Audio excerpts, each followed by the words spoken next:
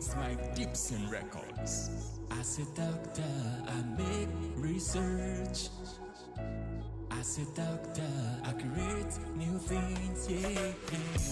Every day I make research, take me to the wall. Yeah, journalist, yeah. Every day I create new things, take me to the wall. Yeah. Every day I make research, take me to the wall. Yeah, journalist, yeah. Every day I make research, take me to the wall. Yeah. Join us this Saturday as we take a look into the role of media in bridging the gap between journalism and medicine. With our speakers, Dr. Anthony and Mrs. Anthony Belinga, Dr. Nalisa David, Ambassador Ebube APCK, Mr. Jeremiah Joku, Mr. Friday Oloko, and our moderators.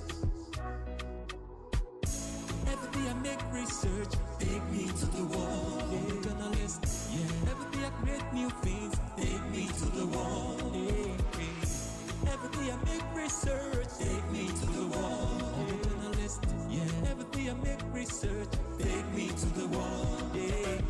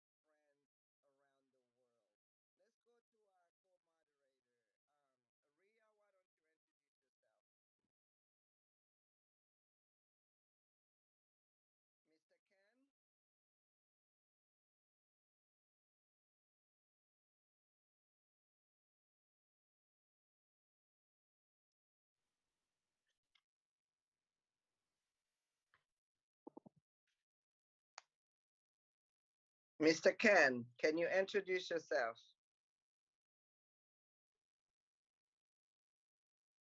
Good evening, everyone, and welcome to this program once more. We are happy to receive everyone here. I'm called Epo Kennedy. I'm from Cameroon, based in Shandong, Jinan. Thanks, everyone, for coming. Thank you so much. Thank you so much. Ms. Waters. All right. So our guest, what we're going to do, we're going to go around the circle and you are just going to give a brief introduction of yourself, 1 minute or less, and then we will begin our show. Let's begin with Ambassador Edube. If you're in the house, go on, Ambassador Edube. Introduce yourself, please.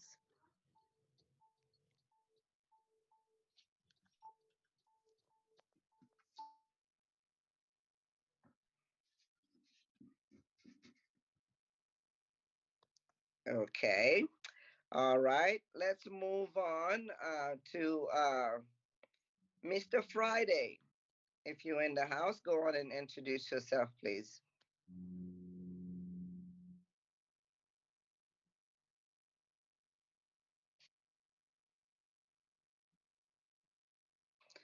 All right. Mr. Jeremiah, if you already joined us, please go on and introduce yourself. Mr. Jeremiah.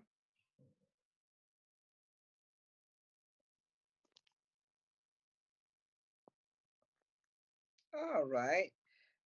There must be some internet issue over there in Nigeria. We are having trouble with our guest joining from that side. Let's see, Dr. Balinga, you are in the house here with us from China. So, Dr. Mrs. Balinga, would you please introduce yourself to our audience? Well, Dr. Mrs. Balinga is downstairs still doing some work. I managed to hop in front of the computer and I was working myself. So I just, took a break from my patient to be able to talk. So I probably will not be able to be here the whole evening. but she's downstairs and she's still working. So after a while, she'll probably be up here, and then she can present herself.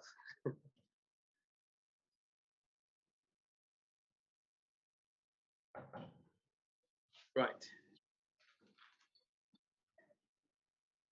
So back to the host.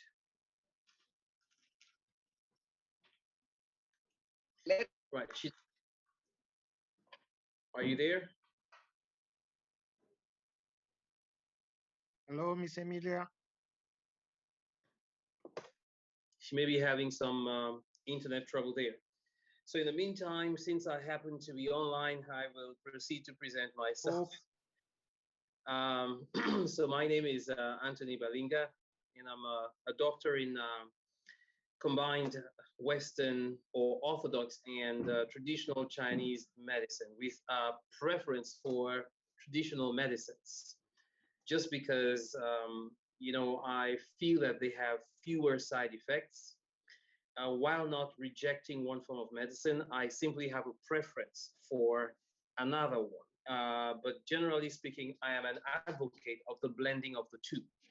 So I am a student of several institutions, one of them being African, the others being European and Chinese. And I have been working in China for the past 20 years, thinking about moving back to Africa. And we have been working on ways in which we can simplify medicine, ways in which we can make maximal use of traditional medicines in such a way that it can serve our people, because we have to adapt medicine to our environments. So I guess maybe I can say what I was born of parents who were partly African and partly European. And I'm an advocate of everything African. And what else can I say? I'm 53 years old, so that's it. Thank you very much. So back to, yeah. Okay, doctor. Thank you very much, doctor. Seems Miss Bywaters is having some issues with her phone, with her connection. I don't know. Okay, we go to Mr. Friday. Are you there?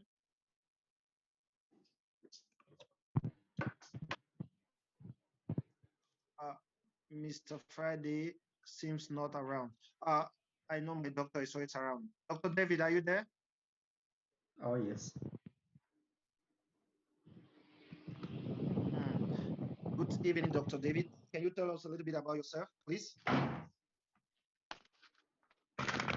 Okay. All right. This is Dr. David Nalita from Zambia. I am. Please, Dr. David, 1 minute. Please, Lens Afrique International. Can you please mute yourself? Thank you. Over to you, Dr. David. Thank you. So maybe we may try to help you.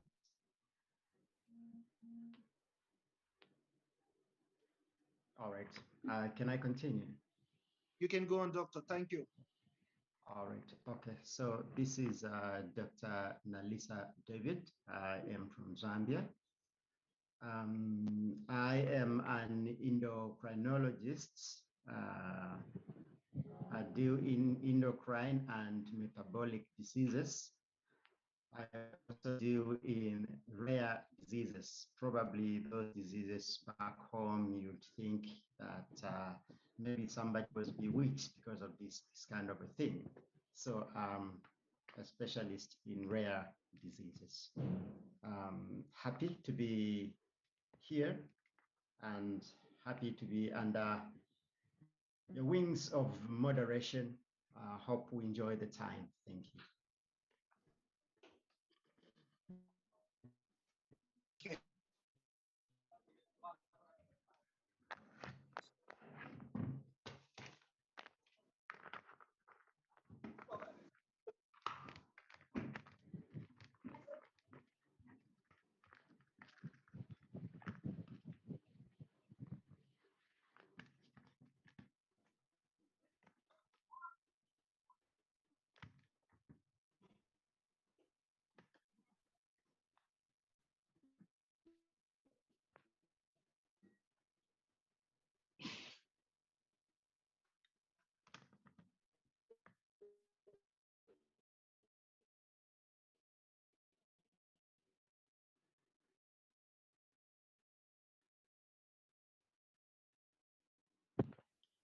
Mr. Ken, you would have to unmute yourself. I believe you're muted.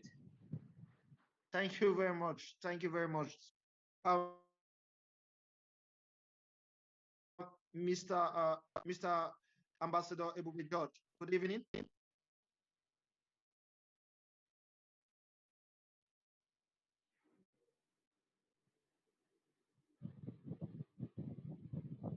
Ambassador Ebube George, good evening. Mr. Ambassador Ebube George, good evening.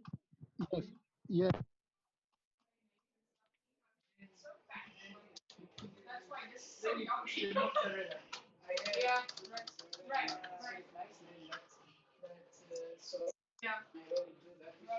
I think, Ms. Byrotas, over to you. Can you hear me? Yes. Okay. Loud and clear. All right. So today, here we are. We are speaking of the bridge between journalism and medicine. Let's begin with you. I don't know if Dr. Balinga, if you are still available, you with us. I want to hear from you. You are here in China. And I know that in a foreign country, it's a little bit more difficult to tap into the journalism in comparison to our own countries. So, what do you think, Mr. Balinga, it would take for the medical field to have their work out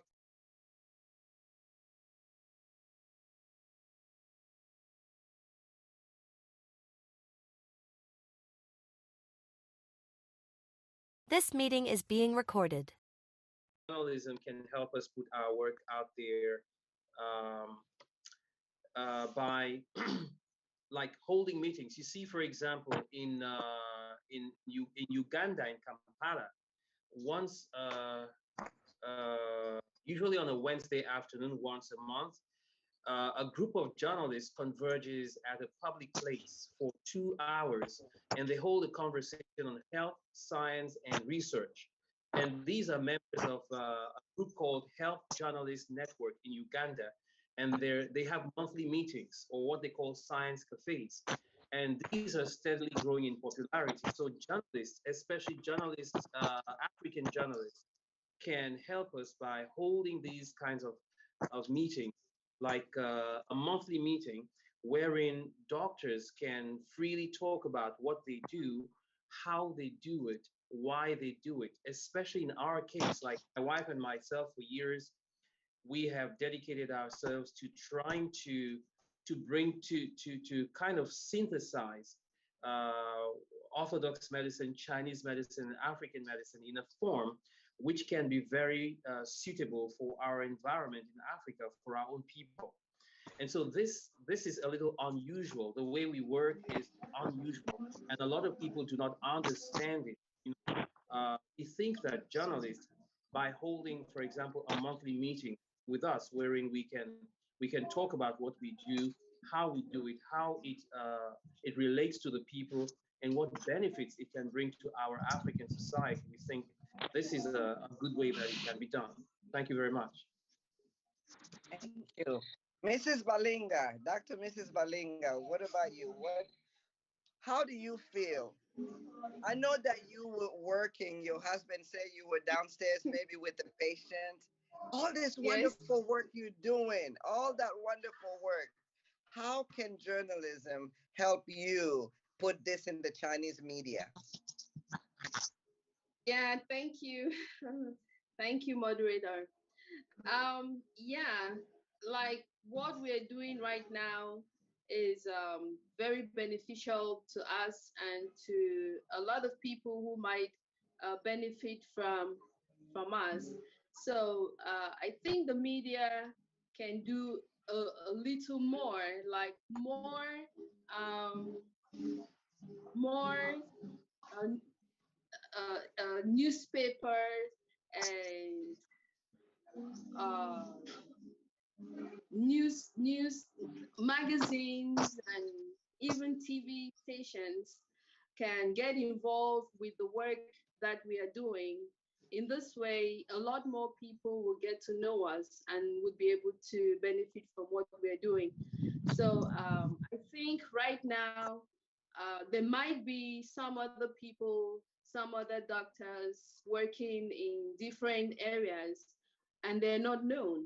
So I think if a lot more news agencies uh, try to expand their coverage to areas where um, people are, doctors are not known, it would be very helpful.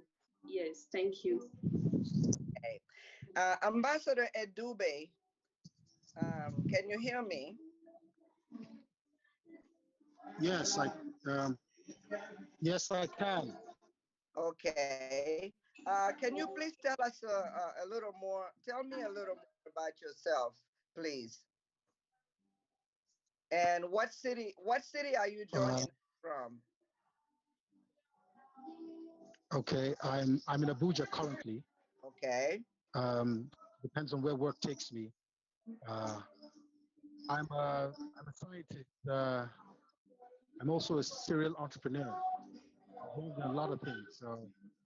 But the core of what I do has a lot to do with things like electric cars. But I'm also um, very versed in several other areas of the sciences. Well, in regard of the subject matter, I believe I am allowed to approach the subject matter, right? Or you still want to know more about me? No, it's okay. This is your time. You can tell us more about yourself if you choose to, or just dive into the subject matter of bridging the gap between journalism and medicine.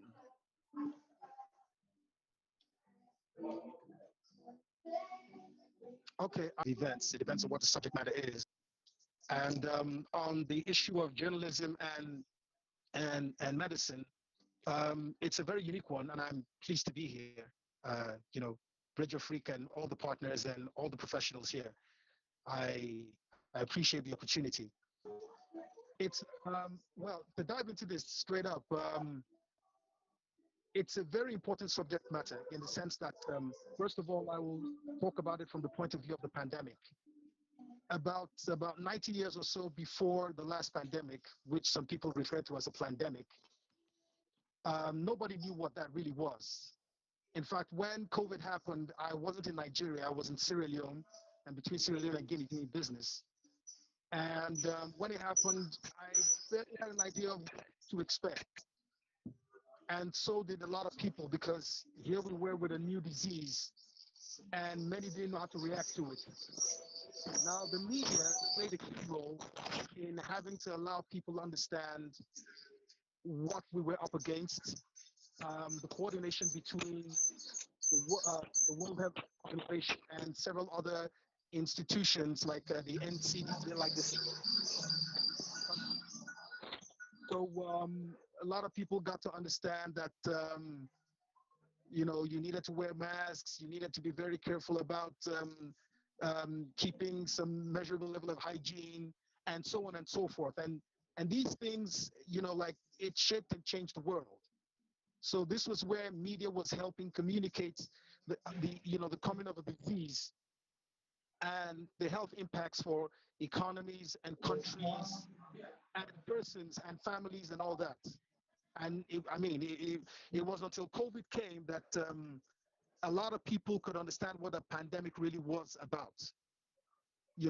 Africans didn't really have that much of an idea about it, as well as several other people across the continents. But with this, it also created some form of unity. Now, I will leave the COVID area and I will talk about a few doctors who also, just like Mr. and Mrs. Dr. Belinga and his wife, talked about, whom have bridged medicine and being authors, as in natural writers. A classic example is somebody like Oliver Sacks, Dr. Oliver Wolf Sacks. I don't know if you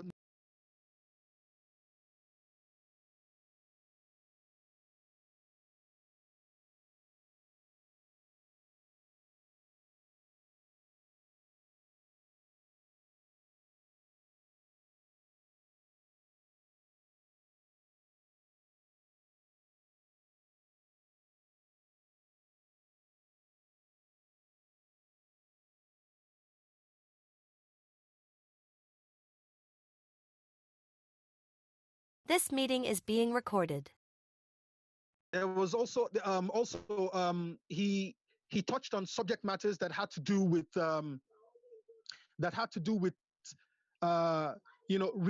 reshaping human thought around disease, and delving into what Dr. Balinga talked about, having to merge African medicine, Chinese medicine, and European medicine. You will find out that this kind of mix, probably the way they do it, should be something that would help shape healthcare in the future. And it matters very much in the African context because Africa is not really very versed. It's not a home for citizen science. Just like he talked about, journalists who gather to capture what new doctors are doing.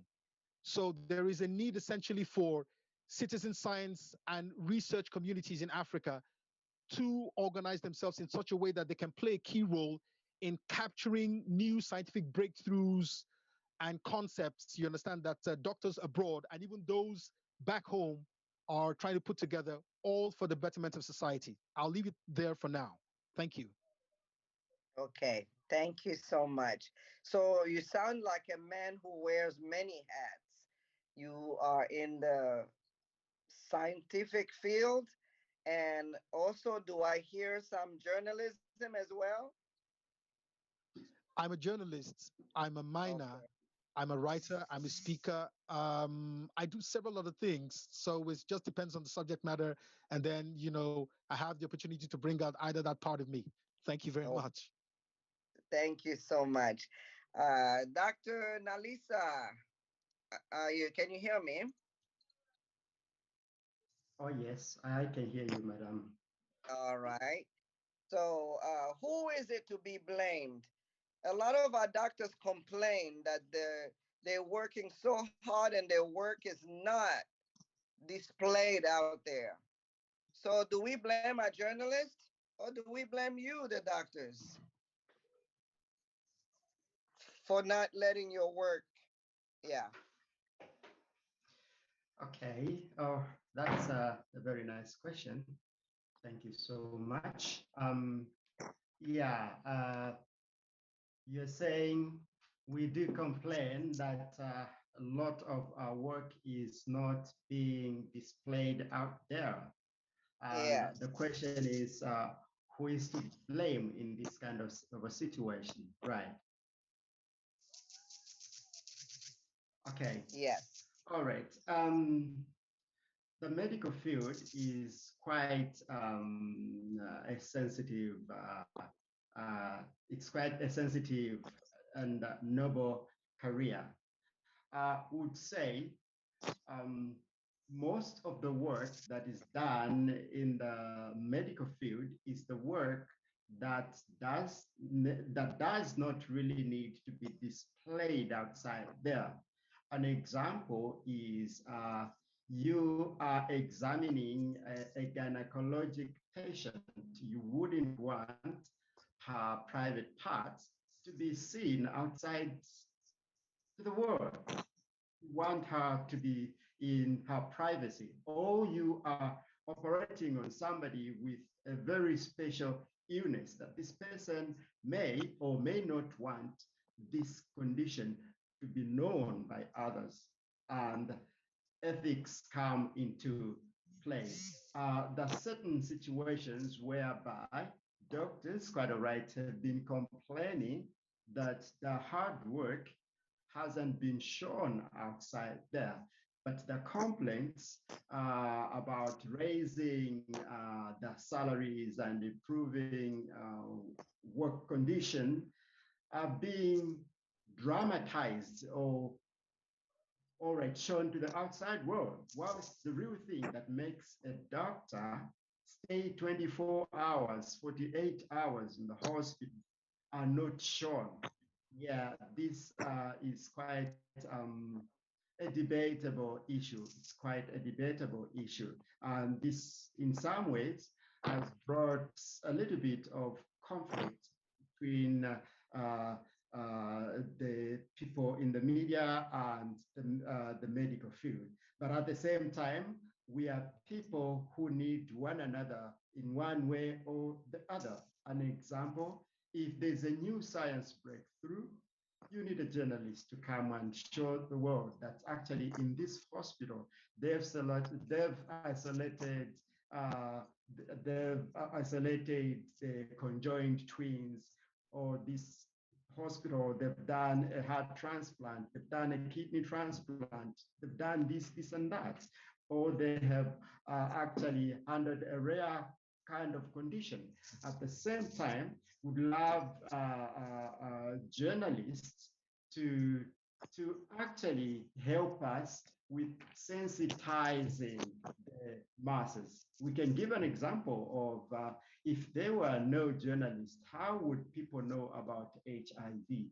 How would people know about COVID-19? How would people know about all these kind of things happening? Because the publications that we make in the journals, they just circulate among certain individuals, because other people don't even know that there are specific journals that publish specific conditions. They're not private to that kind of information, but the journalist covers it so wide. The journalist covers it so wide. In addition, we've got the social media. Okay, we've got social media networks such as the Facebook, MySpace, Google Plus, Twitter, the professional networking such as the LinkedIn. We also have the media sharing like YouTube, Flickr, the content production blogs, which include the Tumblr, Blogger, and macro blogs. These also help us with Twitter. These also support the journalists in of course, disseminating information. The only way where we need to come together and bring to a good understanding is where the journalists understand the ethics of a medical professional, where they can consult here, where we can consult each other on which appropriate language to use in the media. I can give an example of one time. There were some journalists who came to report about TB in one of the hospitals back in Africa, but the terminologies they were using and the reality, they were not matching. This one, I would go back to what Dr. Balinga has actually commented or has enlightened, where these journalists and doctors sit together. When they sit together, they discuss, they understand the real terms to use at which situation. In a situation where a journalist has been trained and thinks he or she knows better, she just reports, she'll end up using these terms inappropriate and misinforming the public. So this is just a little bit of a conflict of there is information, these things exist, these things are happening, but probably in one way or the other, the information may not actually, without consultation, I think, may not actually flow as it is required. All right, so bridging the gap between the two means us, the journalists and the doctors, sitting together, discussing, understanding each other's languages on one condition. And you find that what is portrayed outside in the media and what is really happening in the background is the same picture, giving the same picture. If you see a lot of conditions, they are given different pictures outside, different from the realities on the background. So yes, this is more of what I can say for now as we're still continuing to talk. Yes, over to you, please. Thank you so much. Thank you so much, Dr. David. Let's see. Mr. Jeremiah, are you in the house with us tonight?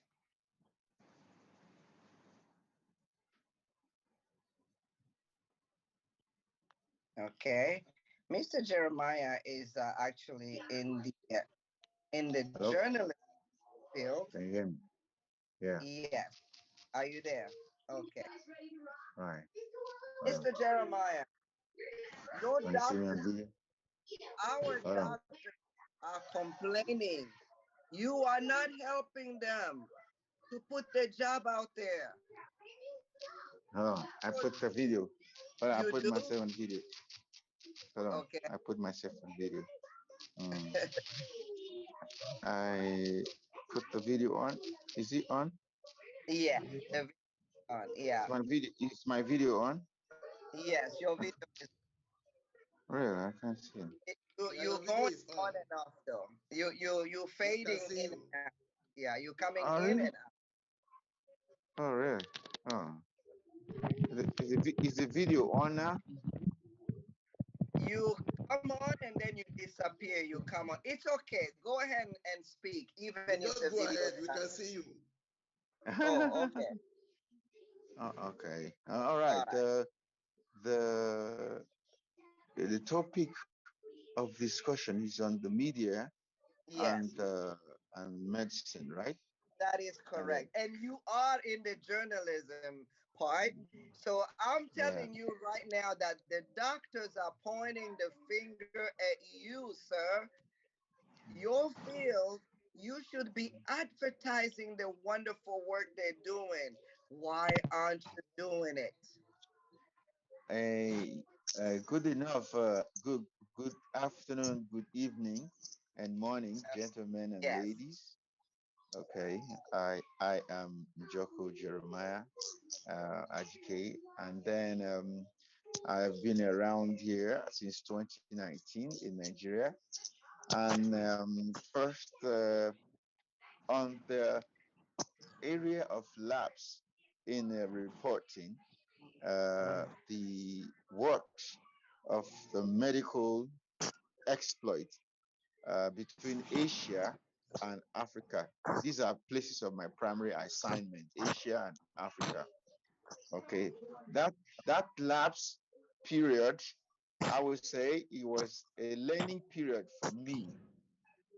A learning period in the sense that I was new into most of the activities here, and we're trying to get our foot down. What actually is going on, because our media platform before coming down home to Nigeria, our media platform was specifically China Africa oriented. So what we used to do in the past was reporting events in China and Africa in China, spanning trade, culture, and then people to people. Then at some point in time, we do venture into medicine, medicine as a field. But the area of venture wasn't primarily Western. It was Chinese medical practitioners trying to explore Africa with several Chinese medical options, which in most instances used to be traditional. I happen to be an advisor to a group of them, or a series of them, that wanted to introduce a what they call permanent eradication of malaria, the malaria parasite, the malaria issue in Africa. So they developed something they called a permanent solution to the problem of malaria. Uh, they've made an attempt at Madagascar, primarily. So, and that was one. Then there's another one, also on the same malaria issue. They invented um, a kind of this is also Chinese traditional medicine. They invented a medicine sort of that can send the mosquitoes away permanently also. So there was one for human treatment. There was one like kind of a remedy for mosquito bite. There was one kind of that comes in forms of a vaccination. There were different types. So what were we doing at those periods? We were a media platform based in Beijing, independent media platform. Because in most cases, they go through the diplomatic channel, it ends within the circle of government. A lot of people don't actually know what was going on and what was they don't know. So when they come to us, we take it upon ourselves and give a page or two.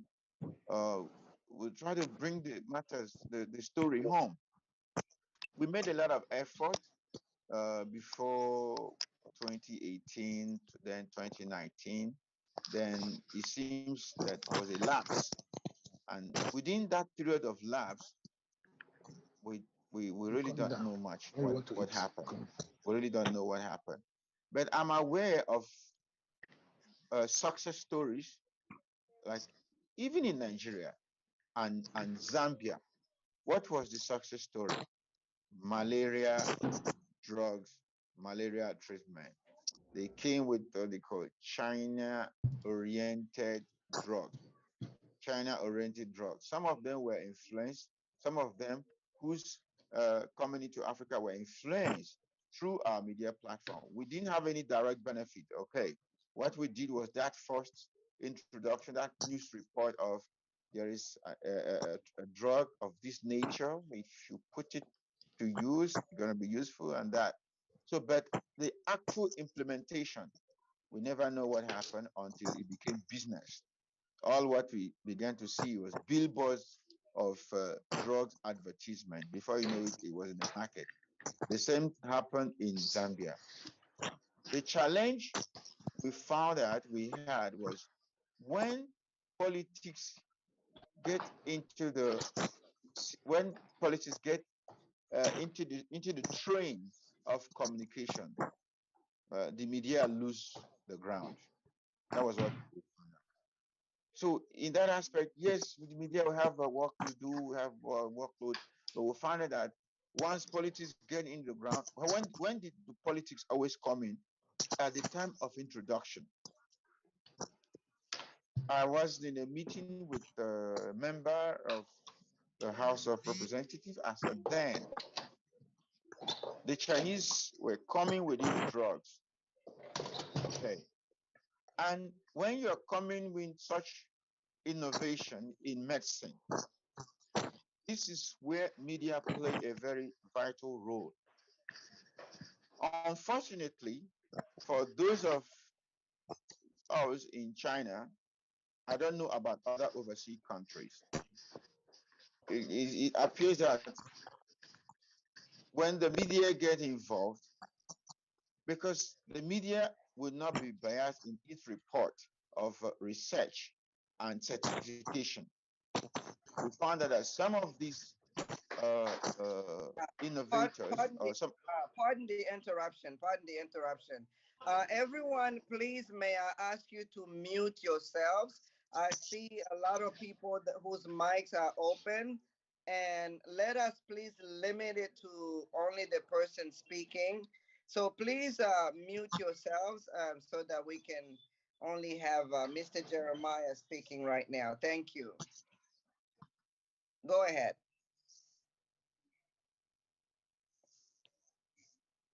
Continue, please. Mr. Jeremiah, continue, please.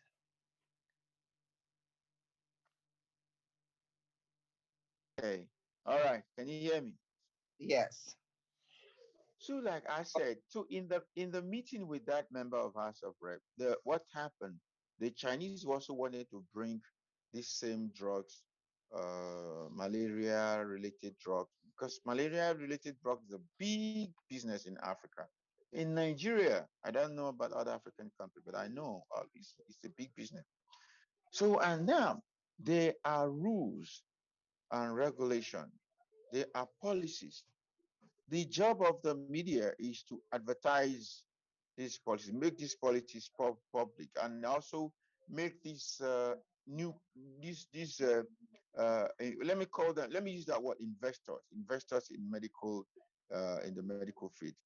The work of the media was to bring them closer to the policies that are obtainable, that will help them in getting things done properly without cutting corners. So during our conversation, we found out that some of these folks, either per adventure of uh, adventure of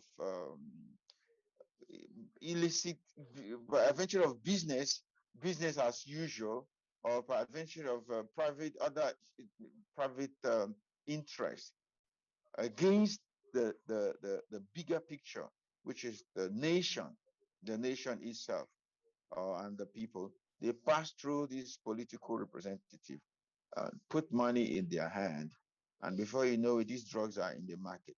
So it was a big issue.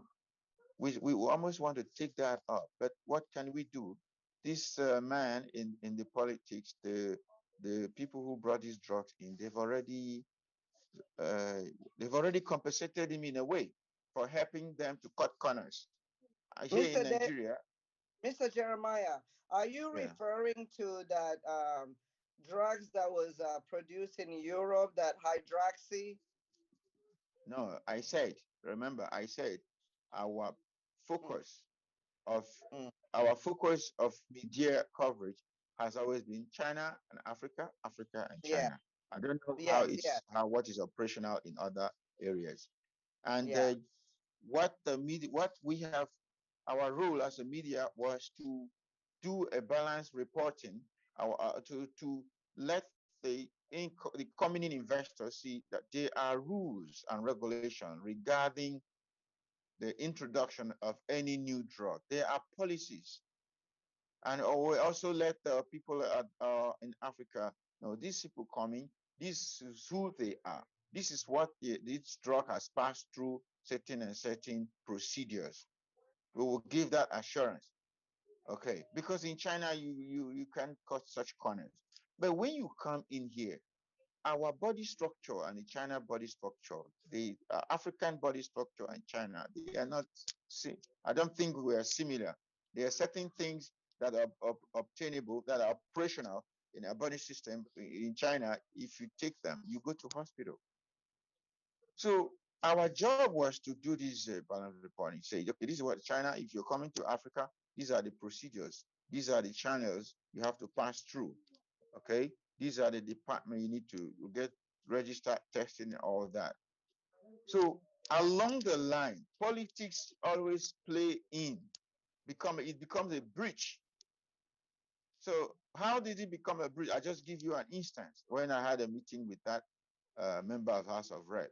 How uh, instead of this Chinese making good use of the media, if their interest was genuine, make good use of the media to get the right information. And that's just like we help also to bring the proper information from China to Africa. Before you know, all these channels were cut and to the man, uh, the straight to the man. What's his name? The man in the politics. And before you know it, these drugs they were in the market. Yeah, they were Yeah. approved in the market. Yeah. That's not one.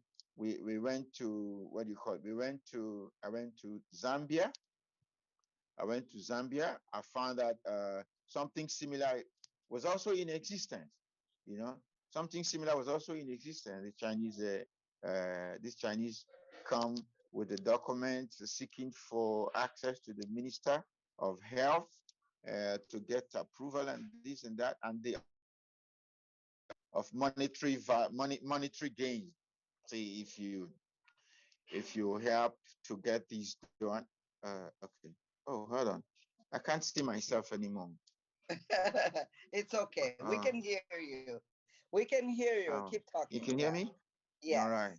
We can hear you. Okay. So when I get to Zambia, they also called me from Zambia.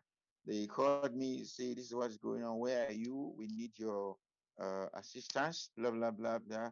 This is this letter. We want this letter to pass to the Minister of Health, and in the process, I wanted to know the origin of the letter, who is behind, which company, and all that. So it looks as I was asking too much question. Before you know it, the other person flew down to Zambia to maneuver his way. So it got to a point that we wanted to engage our media to do a kind of background reporting that whenever you see this independent Chinese coming through the back door to discuss about one medical offer, you should put a scrutiny on them. That was what we intended to do. So just like I said, this was where we stopped as between 18 and 19 until date, until COVID-19 catch up with all of us. Okay. So we have been doing the little we can in this aspect. We're trying to balance, trying to balance trying to balance medicine and journalism, the medical practice, practice and journalism. We're always trying to balance it, but at the moment we don't know. I don't know what is what's obtainable, what's ongoing. I don't know. So that's why I told you, as of 2019 till date, our focus has been here in Nigeria and what is going on in Nigeria. Anything about overseas and here at the moment, we have not been actively involved in that. But that's why I appreciate so much the work of our friend BridgeAfrique, led by Mr. Michael Kolawole. Mr. Michael Kolawole, he has been in the team with me over the years. So when we take our leave from China, he took it up from where we stopped. So, and I believe he has been doing a lot of work, and we have been working together to see that whatever has been initiated, we see to its successful implementation. Okay. So thank you very much. Thank you. Mr. Jeremiah, I am so happy to hear you defend the journalism department, that you try your best to be fair and balanced when you share the news of what is going on. It is really, really happy for me to hear that. You know, you will be surprised, Mr. Jeremiah, to hear. You know, I spent most of my life in America, and it's really sad in a country as powerful as America. Can you hear me, Mr. Jeremiah?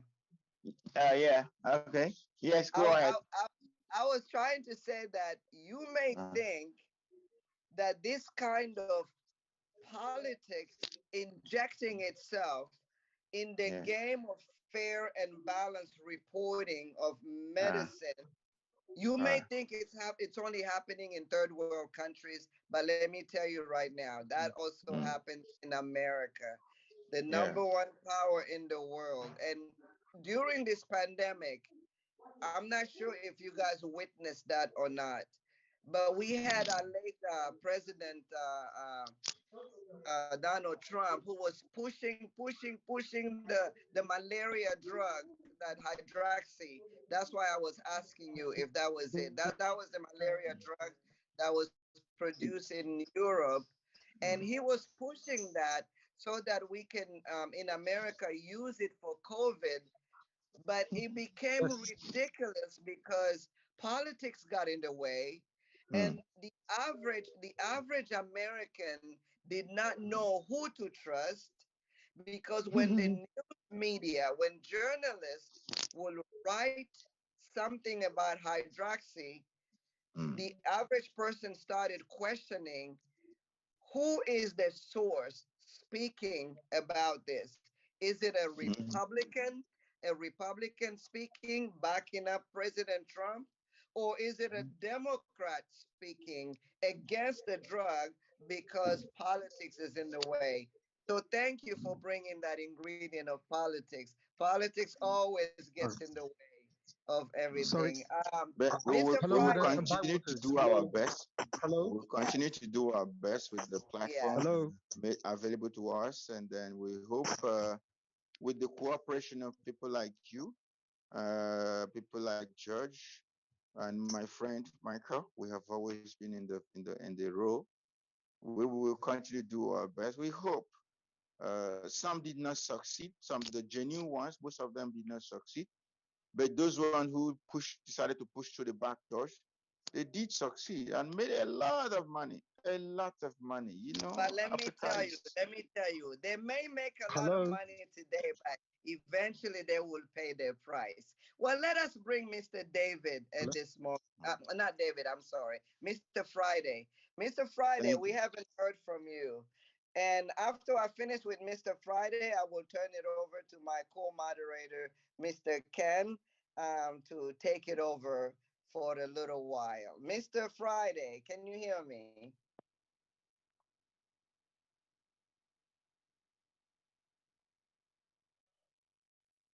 Mr. Friday?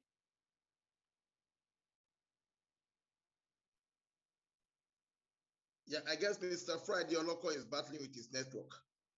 Okay. Hello, please. Can Mr. I Ken, jump in here? Hello. Mr. Okay. Ken, yeah, I'm sorry. Who wants to jump in? I Okay. want to. Sorry, just a few minutes. In the course of what Mr. Jerry said, Yes. and this is with regards to defense of the media, a few years ago in 1996, I don't know if some of you remember, Pfizer came to try out some drugs. I think in association with the Gates Foundation has also been, found themselves in this dire straits where Pfizer came to try some drugs in northern Nigeria, and they were supposed to be for, I think, for polio and Yes. things like Yeah. meningitis. And I, unfortunately, I they remember that. ended up, I remember that. yeah, Yes. and it was a big scandal where a lot of the kids became permanently deformed. I think this also happened in India at the time. Yes. Yes. So just as was said, whenever there are breakthroughs in medicine, and you have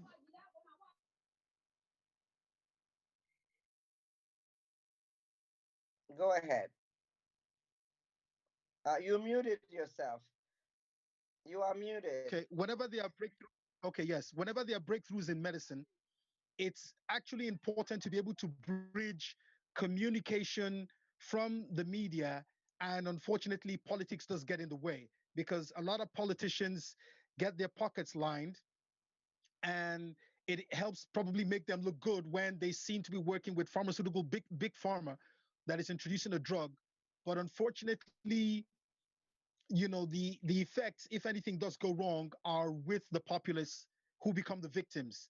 And a lot of times when the media comes in to report a lot of these anomalies, the tendency is that journalists could actually get killed because big pharma spends a lot of money and they don't want to look bad in the eyes of the public. And the natural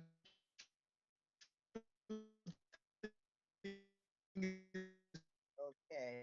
for them to be I be- sanctioned. The COVID, just as you talked about hydroxyl, um, and there were conspiracy theories that COVID also was developed partly to sterilize Africans. I don't know if you followed that. Probably you followed the doctor called Dr. Rima Leibau. Dr. Leibau is an American doctor who ended up leaving America in 2009. She talked about the fact that the World Health Organization was involved in research around COVID vaccines, and that the idea was that it was to create sterility. And she talked about a certain compound called squalene, and that squalene in COVID vaccines was to sterilize Africans so as to ensure that there was population control.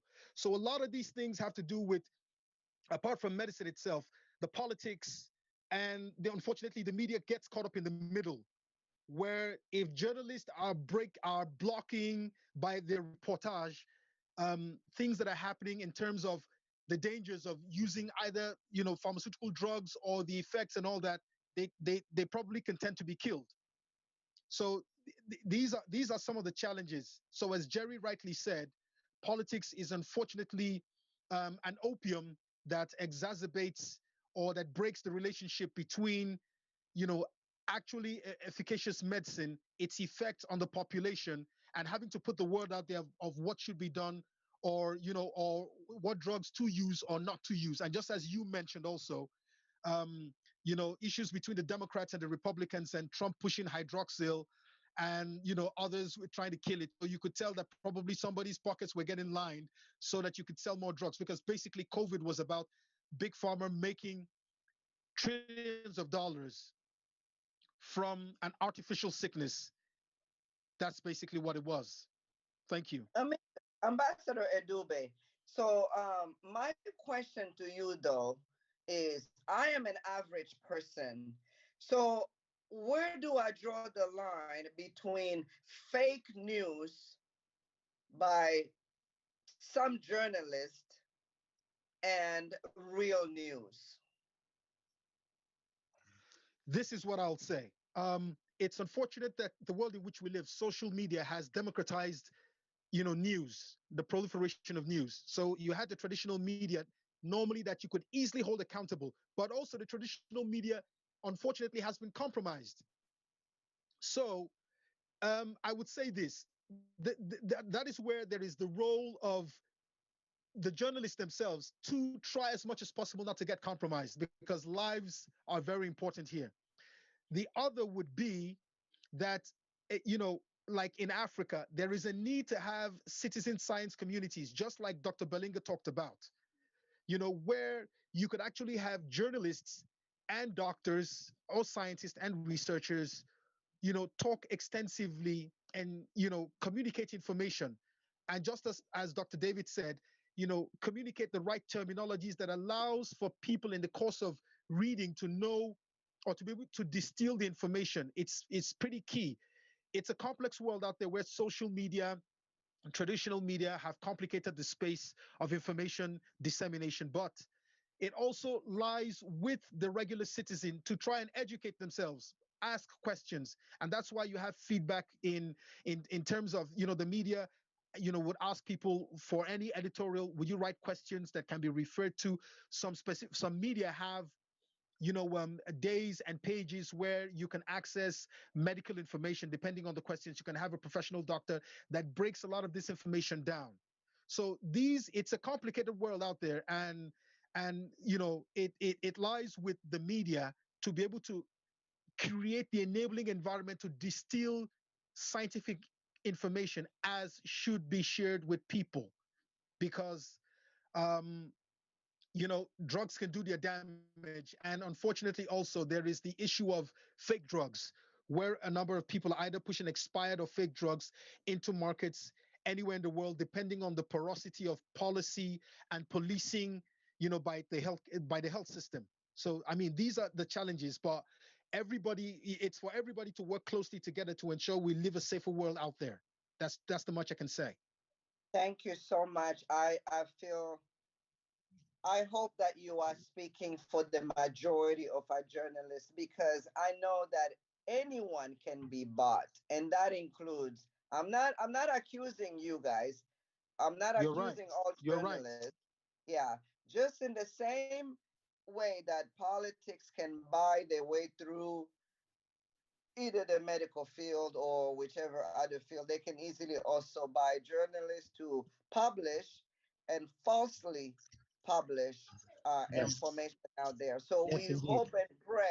we hope and pray that you journalists will stay fair and balanced for our communities, for our children, and for our society. I'm going to pass it over to my co-moderator, Mr. Ken. Mr. Ken, maybe you can begin with Mr. Friday, who has not spoken yet. Thank you. Hello. Thank you very much, Ms. Bywaters. Good evening once more, everyone. Mr. Friday Oloko, are you here, please? From the Punch newspaper. Are you here? Okay, that's it. I think network issues. Okay, this my question goes to our first. I'm sorry for the doctors and journalists because it's going to be a straight bullet. It's going to be intense a little bit. Now, first, I would like to first go straight with the. Oh, Mr. Friday, unmute yourself. Unmute yourself, please, sir. Mr. Friday, we can't hear you. Unmute yourself. Okay, good afternoon. Thank you. Let me just cut you short. Hello, everyone. This is Mr. Oluk Mr. Friday Oluko from Punch newspaper. You can get in Instagram, you see, a very popular newspaper in Nigeria. So welcome, sir. Can you tell us a little bit more about yourself, please? Hello, good afternoon all. It's nice to be here. On network issues. Good afternoon, sir. Hello. Hello, we can hear you. Good afternoon, me? sir. Loud and clear. Yes, good afternoon. Good afternoon. Yes. So your question, I'm really sorry for joining a bit late. The network has been fluctuating. It's Hello? okay, sir. We can understand that. Yeah, we can understand that, sir. Go on. Okay, so can you ask your question again, sir? Well, okay. Before I asked, I was like talking about Punch newspaper, which is a very popular one. I also follow you guys on Instagram, yes. And you have interesting articles there. And so, like as I was saying, I'm going to send stray bullets both to the doctor and the journalists, very serious stray bullets, so nobody takes it personal. Now, for the journalists, I've noticed because there is a problem. We cannot say everything you people have said yes, but there's a serious problem. For the part of our journalists, I think personally, most journalists in African society, they are more aware of bad news than good news. For example, they prefer to give reports on maybe rape cases, murder, politics, especially politics because of hunger. Most journalists, some journalists, not all, they like to meander in politics, and you get all sorts of things like that, and they don't concentrate like on the medical field. For example, our own journalists, it's hard to see an African journalist doing that propagation, that's propaganda, talking about African doctors. I hardly see. Like, for example, where I'm from, Cameroon, I know of a very big researcher, a doctor, he's of late, Professor Anomangu. It's very difficult to ask other people. I ask many friends, do you know, even doctors, do you know Professor Anomangu?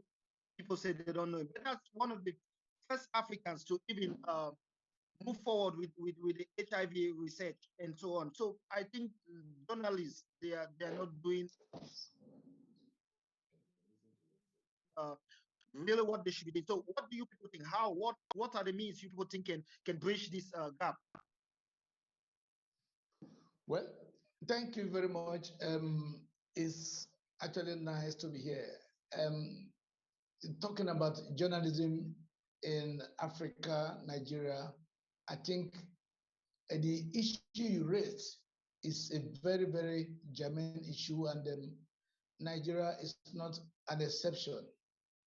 Yes, like some journalism teachers will always say that even in America, Europe, and other parts of the world, they try to even protect their own society. And in journalism, there is this belief that bad news sells better than good news. Now, talking about the fact that we try to project bad things more than the good things.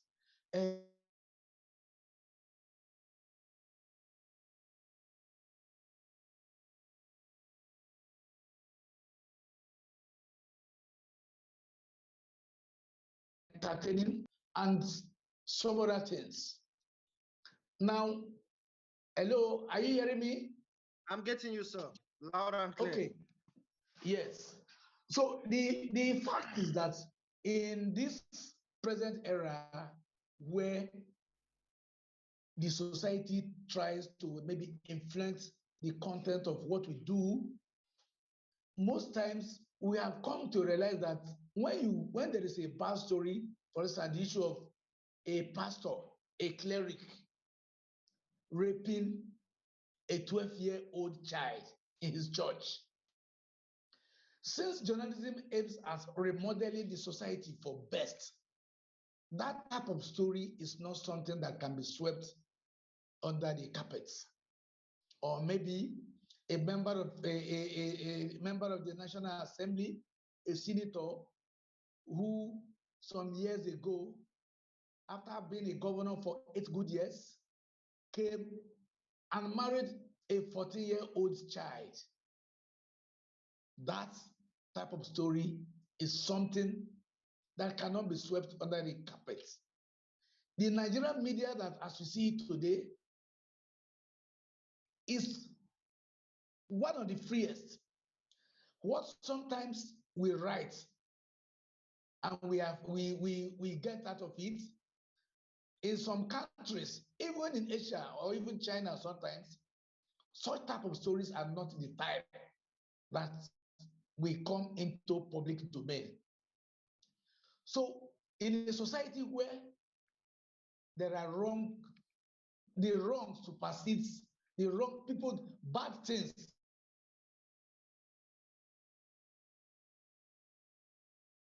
are more than the good things. The Nigerian media, it is left for them to remodel the society, to change it. Now we talk about the issue of corruption, a corrupt society breeding a corrupt generation. Things are not entirely okay in this country. So whatever the media puts out is a reflection of some of the bad things that are happening. And I, for one, I belong to the revolutionary wing of Nigerian press. It's not as if somebody does good that we will not bring it into public domain. But Nigerian leaders have pushed the country into a very dangerous situation that there is anger, there is frustration everywhere. So you can see that when something bad comes up, it is left for us to bring it up with the belief, not for blackmail, that the media will assist in shaping the society for the better. Now, we have seen cases of sexual harassment in university campuses. A professor was sentenced to 2 years imprisonment for alleged sexual offense with evidence, recording, and video. Such type of stories are not something that should be left untouched or unreported. If the president does bad, it is left for us to bring it to public domain. I have been detained, I've been harassed, I've gone through the most horrible experiences in the hand of security agencies. Some of our government do tell us that even in US, CNN and others, they still have interest. It is not everything that concerns the society that they report, because in the law of journalism, national interest first before any other interest. But that doesn't mean that when things are going wrong, we should try to keep quiet. So Nigerian journalists do not want to exemplify the proverbial adults in the west of Achebe who, while at home, allowed the she-goats to suffer the pains of parturition or theater. So the onus is on us to do our best and leave the rest for the government. Hello, do you hear me? Very well, loud and clear. Very well. Thank you very much, Mr. Friday, for that explanation. Also, on the nutshell, you are agreeing with me.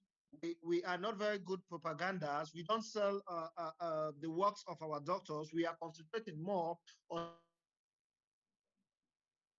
negative issues. Like as I said earlier, we concentrate more on negative issues because we believe negative issues are going to sell more than the positive side.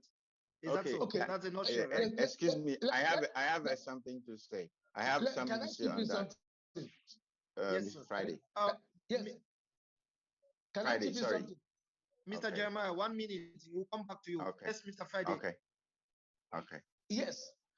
Talking about the issue of doctors, I can, for instance, validate what I want to say of what happened during the COVID. And before COVID, there's this other pandemic that came up from that man in Liberia. A Nigerian doctor sacrificed her life. That's Adedevo. I think Mike knows what I'm saying. There was this Liberian, this Liberian that sneaked into Nigeria and then got into Lagos, and it became a serious pandemic in the West African sub-region. Yes. Nigerian media feasted on it. I was covering health that time. We feasted on it till the very day the World was the Health bonus. Yes. So 2 years ago, during the outbreak of this COVID-19, it was so serious. Doctors died. Nigeria was shut down. But journalists they were constantly on the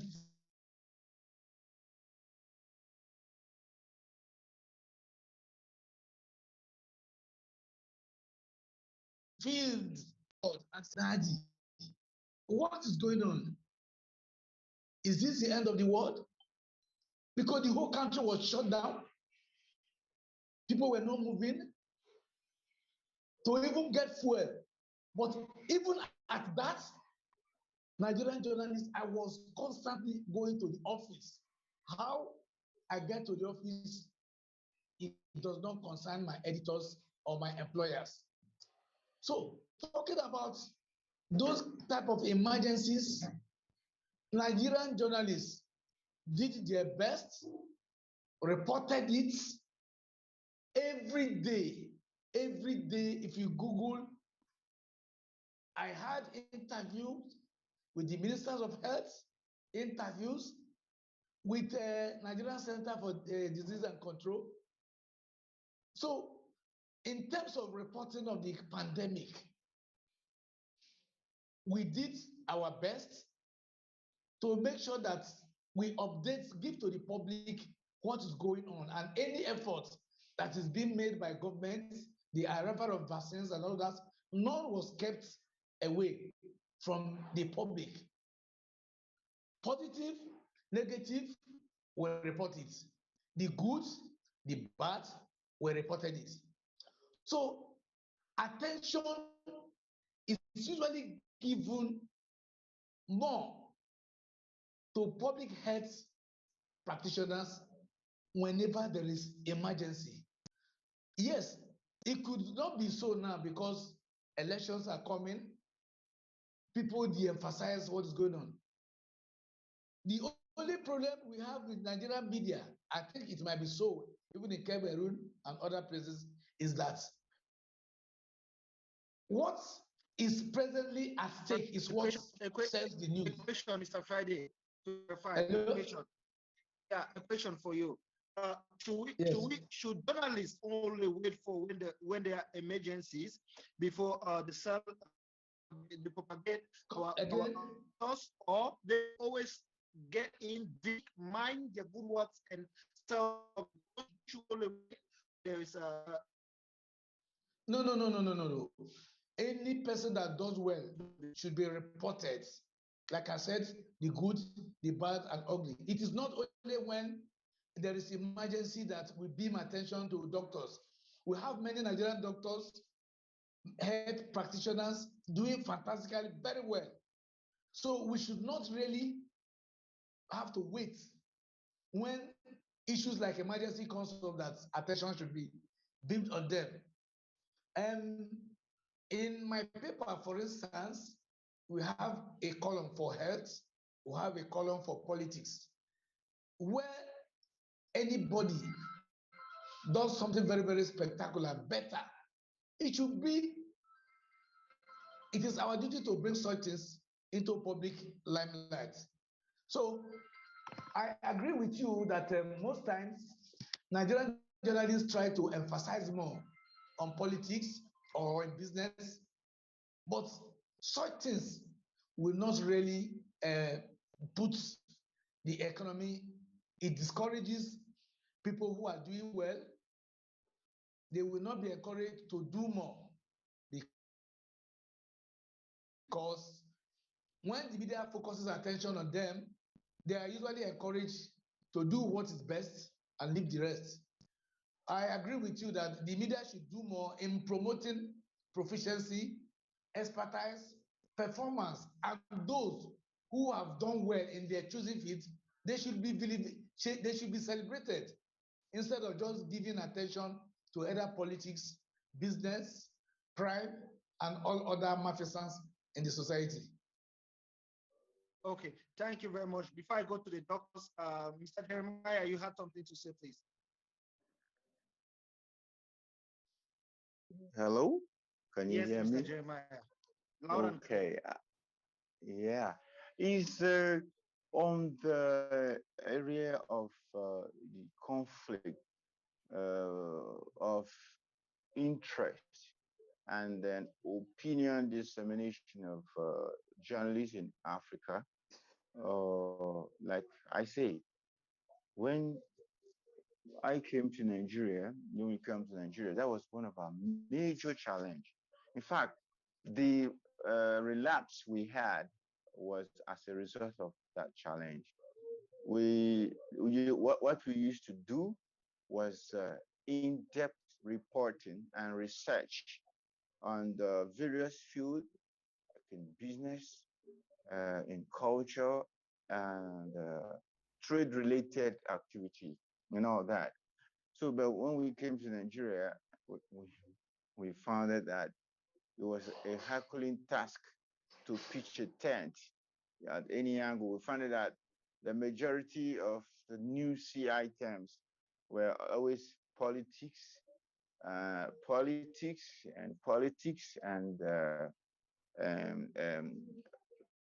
regular media gossip of rape, witchcrafty, church, and all that. So it was difficult for us to, you know, to to wade in. So that was a big challenge for us. And later, I took time out to study what is on internet or what is obtainable. I found out that actually this is what sells. Bizarre stories is what sells here. And in fact, what make news, bizarre stories and most especially politics and religion. Those areas of innovation, science, development, business, trade, culture, all those areas like we were just talking. So for those of us who are very active and still on front line, it might be an avenue for you to explore, especially like my friend in the Punch. Punch is a mainstream media platform in Nigeria, and the other man, Mr. Mr. Oloko, Friday Oloko, Mr. Ibube? Mr. Friday Oloko, he's also on mainstream. Those of you on mainstream media, it might be an avenue for you to explore. I remember those days there used to be columns in so most papers for health. Yeah, there used to be columns for health, for tech, and other things. But these days, you flip newspaper if you see one from beginning to the end. You know, politics, church, politics, and the rest. Spice it up Rituals. will be these bizarre stories and all that. So, and this is why it's been difficult to have a reading society. So that's why, and I found that because of this challenge, most of the people, young people, they just read the headline and they draw their comment based on the headline, and that's all about that. So it poses even a bigger challenge for those of us in the media and those Can I of sum? all right. Okay, you want to summarize? Okay. It poses a bigger challenge for those of us in the media and those of us Mr. George, in please the just hold on. innovation. Let Mr. All right. Jeremiah finish. We'll come to you. Okay.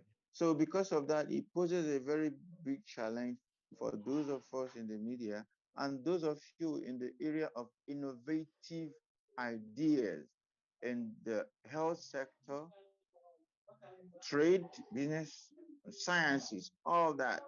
That's a big challenge. So I am putting this to the Punch guy and Friday, who I know they still maintain a position in the mainstream.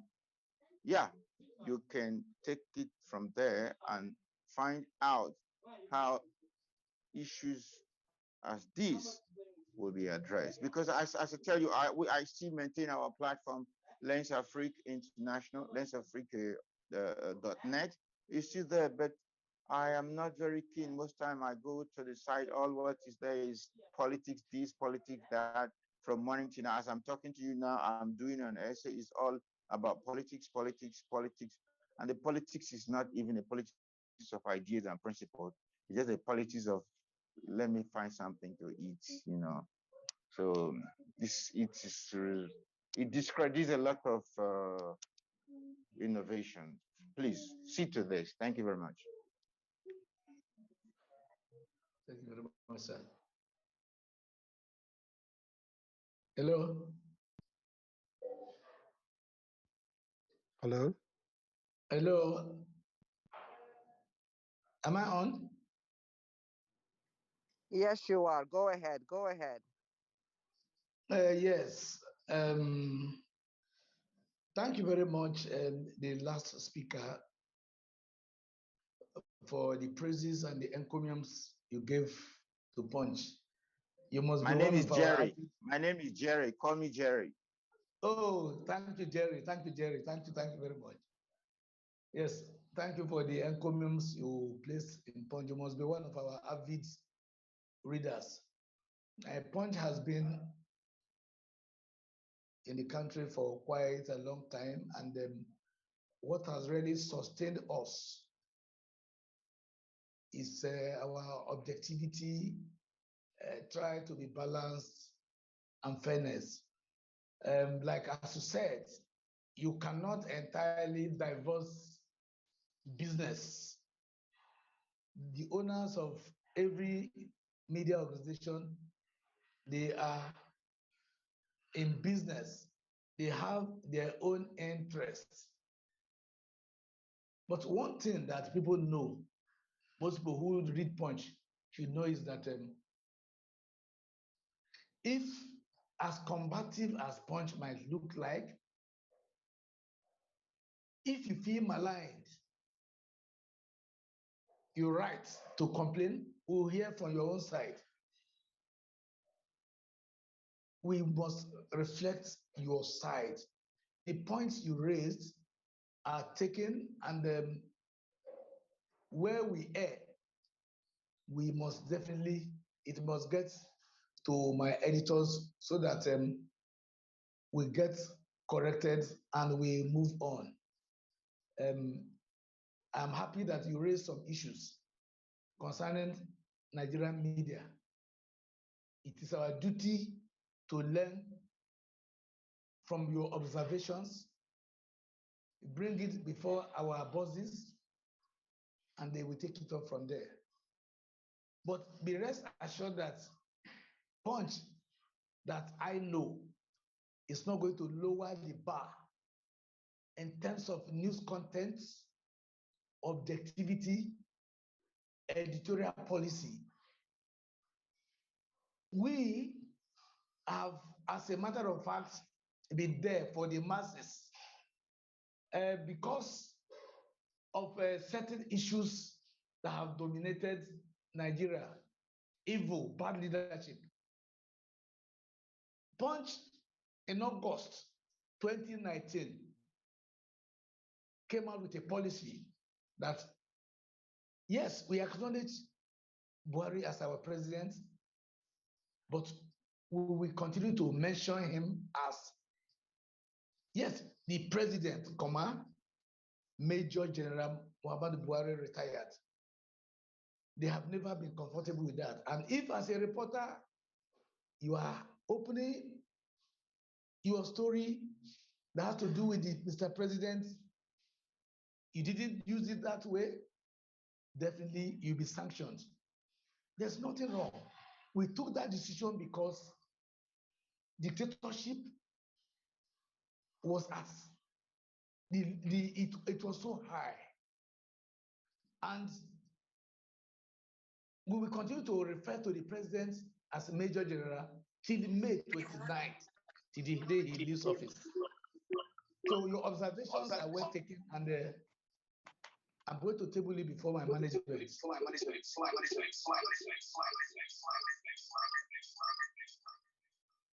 Okay. Thank you very much. Thank you. Now the next, I don't know if Mr. George Bubesti had something to say before we move to the doctors.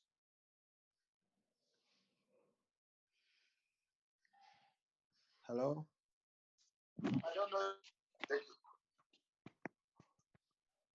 Mr. George.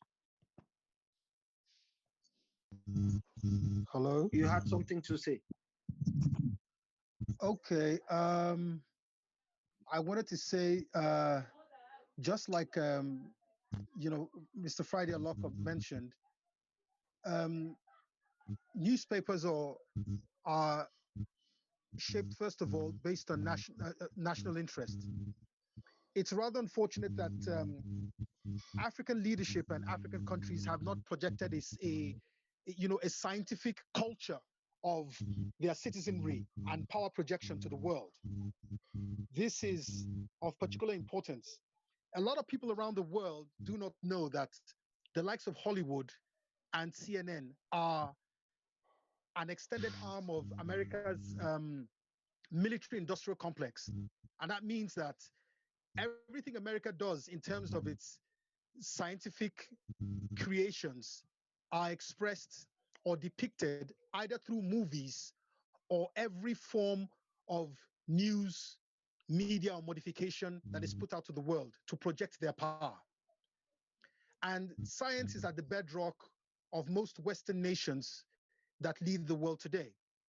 So, in other words, what I'm trying to say is there is so much scientific work going on in Africa on different levels, and even a lot in the diaspora by Black doctors whom are also liaising with those back here. But you might not see it in the news because, just as also Jerry mentioned, the society, the leadership is something that promotes non-scientific reportage or news. And this is unfortunate. And just as Jerry also mentioned, politics without ideas or innovation. Everything about the West as a culture of the people, of the leadership, is about projecting scientification of the people, scientific advancements across their societies. And this is very, very important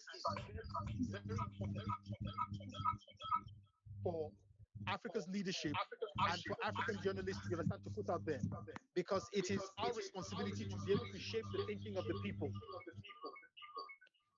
So this is part of what I just wanted to add by saying that the media has a lot to do with also finding the space to report more scientific happenings.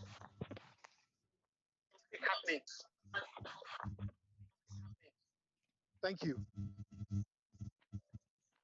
Okay. Thank you very much. Thank you very much, sir. Now, I think we move over to the doctors.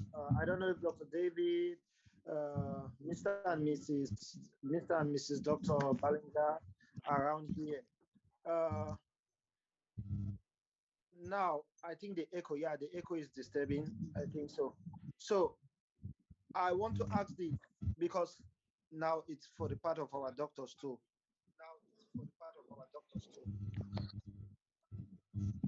I think most African doctors don't believe, they don't even know to be a doctor, you must be a good writer too. You write articles, publish articles. Most of our African doctors concentrate on maybe injecting, giving tablets, doing that. And after that, no, they don't have time for research. They don't have time for writing of articles and to make the public also know about what they have been doing, what they are doing, or what they are thinking of doing. Now, this goes to Dr. David. What do you think can encourage African doctors to learn or to start publishing articles to sell them to the public? Thank you so much, moderator, for inviting me once more. Yeah, I'll first revise on a little expression you had earlier mentioned. You said a lot of doctors are concentrating on, say, if I was to simplify the word, the sentence, they're concentrating mostly on treating or doing clinical work and doing less of publications. All right, and what can we do to improve on this? Quite all right, there's a lot of research back home happening. There are a lot of organizations. I'll introduce to you an organization of African academic doctors, which has come up with different types of professions forming certain groups. Okay, researchers coming together, clinicians coming together, and we are doing this in order that our impact on Please, if you are not speaking, mute yourselves. Please, if you are not speaking, mute yourselves. Okay, yes, so that we can actually improve on these publications the way we are, Africans are publishing outside the country. But just because this article has been published in another country, it shows that it has been published, it belongs to that country and not that it has been published by Africans. This is why we'd like to concentrate much in the, putting our names forward. Most Africans have been involved in different publications, including myself, in different publications. But who stands out is the other partner stands more to the advantage. Looking at back home, yes, there is that desire to do research. There is research happening back home. If you look at HIV, it has been done much in Africa more than anywhere else, the research on HIV. But who gets the name? The big guys get the name, not the real guys working underground there. Okay, on the grassroots. Another thing that can be of much help is our leaders to put more effort in sponsoring. Research involves a lot. It does not only involve the writing, it also involves the machinery, the data collection. All these costs monies. And a doctor who's earning, for example, is earning $2,000. You want him to do a research that is worth $50,000 or it's worth $1 million or two. I think it's a dream not come true. This needs a lot of support. I'll give an example of this place. You know that this place, we had problems even up to the early 20s. It was not easy to do research here, to do publications here. But they realized to say, actually, we earn more from research, we learn more from research, we show ourselves. It's actually another way of portraying yourself, portraying the country, can portray the country through research, okay? They did that, and they are spending quite millions of dollars in terms of research, the promoting research. Same can be applied back home. More to be spent on research, more to be spent on innovation, more to be spent on technology, more to be spent on the whole shot, on agriculture. All of these need research, including social life. These need research, not only medicine. So what doctors need is money. Another thing, money. Another thing, money. You need support. You need support. You need encouragement. All right. You can, ideas are so many on the ground, but the question is who sponsors? All right. So you also have to go outside to seek for sponsorship. Your sponsors want the name to appear. At the end of the day, it will appear like those did the research. So research is really happening back home. It is really happening. Thank you.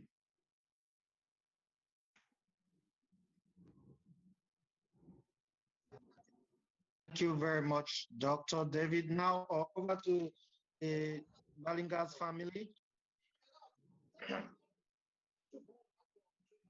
Are you there, Dr. Mr. and Mrs. Balinga?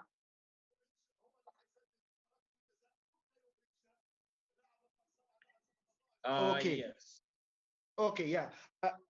Luckily, I'm happy because you are from Cameroon like me. I know you must have heard of Dr. Nomangu. It's not a strange thing. Professor Nomangu, sorry. Yeah, Doctor, I want to ask you, do you think the African people, I want to ask you, do you think we have a problem of selling our own more than, because when you read articles from some journalists,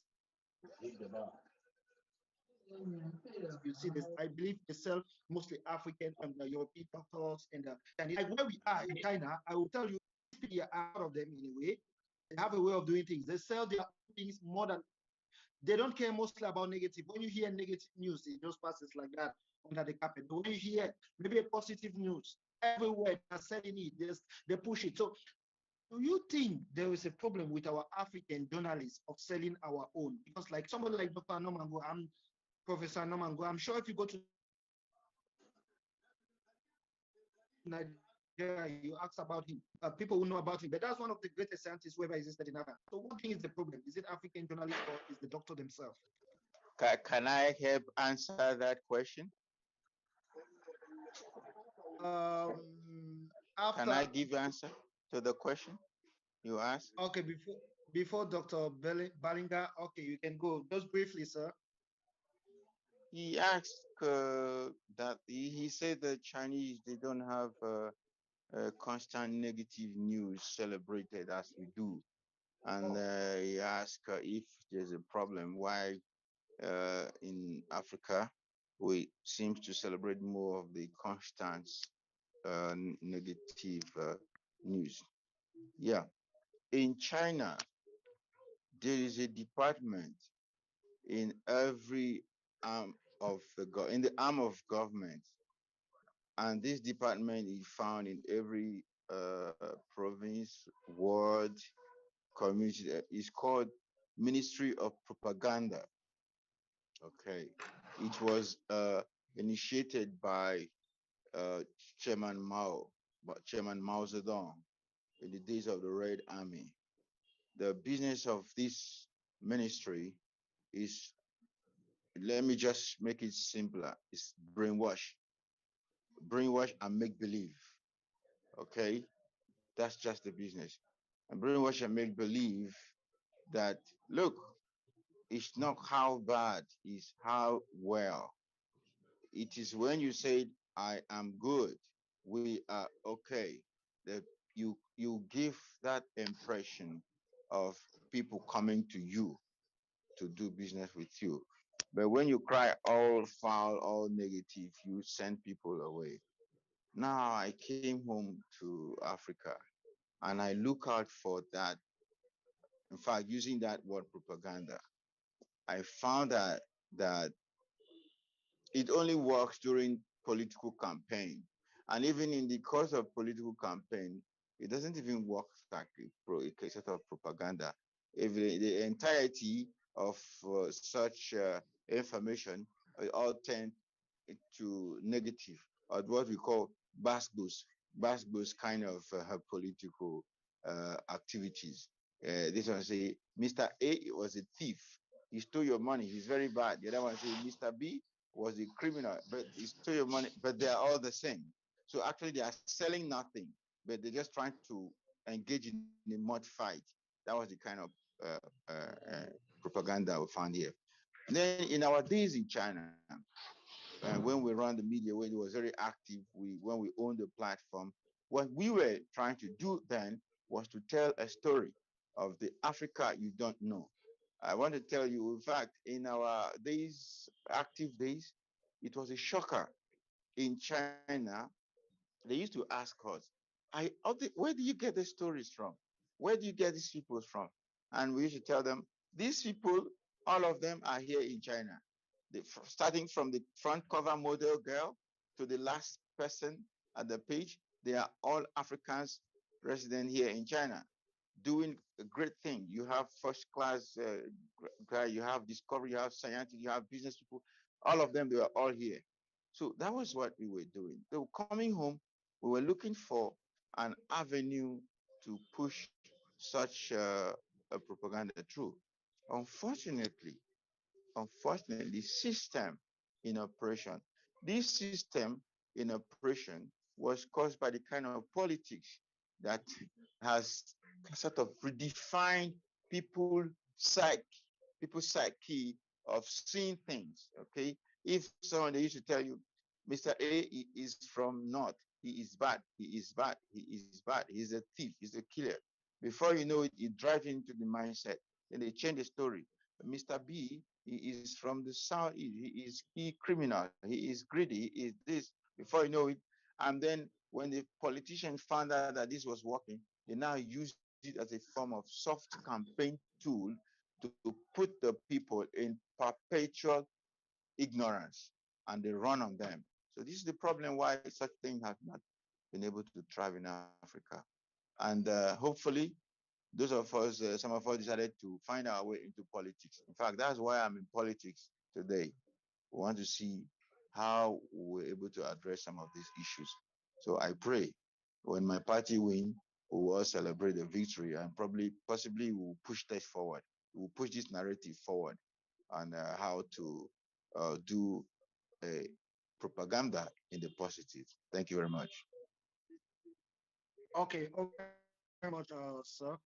Thank you very much, Jeremiah. Please over to you, Dr. Balinga. Thanks for your share, Dr. Balinga. Yeah, thank you very much, and thank you to all the speakers who have so eloquently put forward their various ideas and enlightened us on some areas in which we were not so very clear. A particular shout out to Mr. Friday Oloko, who has taken upon himself the initiative to present, like if I could call it the petition that we're putting forward today. He said he would take this in front of his bosses and superiors, and I think this is a good move, and I hope others in the same field do the same. But I am aware of the realities of the world more so than a lot of people, because when we talk about journalism, we're not talking within a vacuum. We're talking within a geopolitical space wherein even the journalists in Africa feel constrained to toe the line in certain how can I say, within a certain context, more so in some countries than in others, because it could cost them their lives also to say the wrong thing. So it's not just a simple a world of good and bad, right and wrong.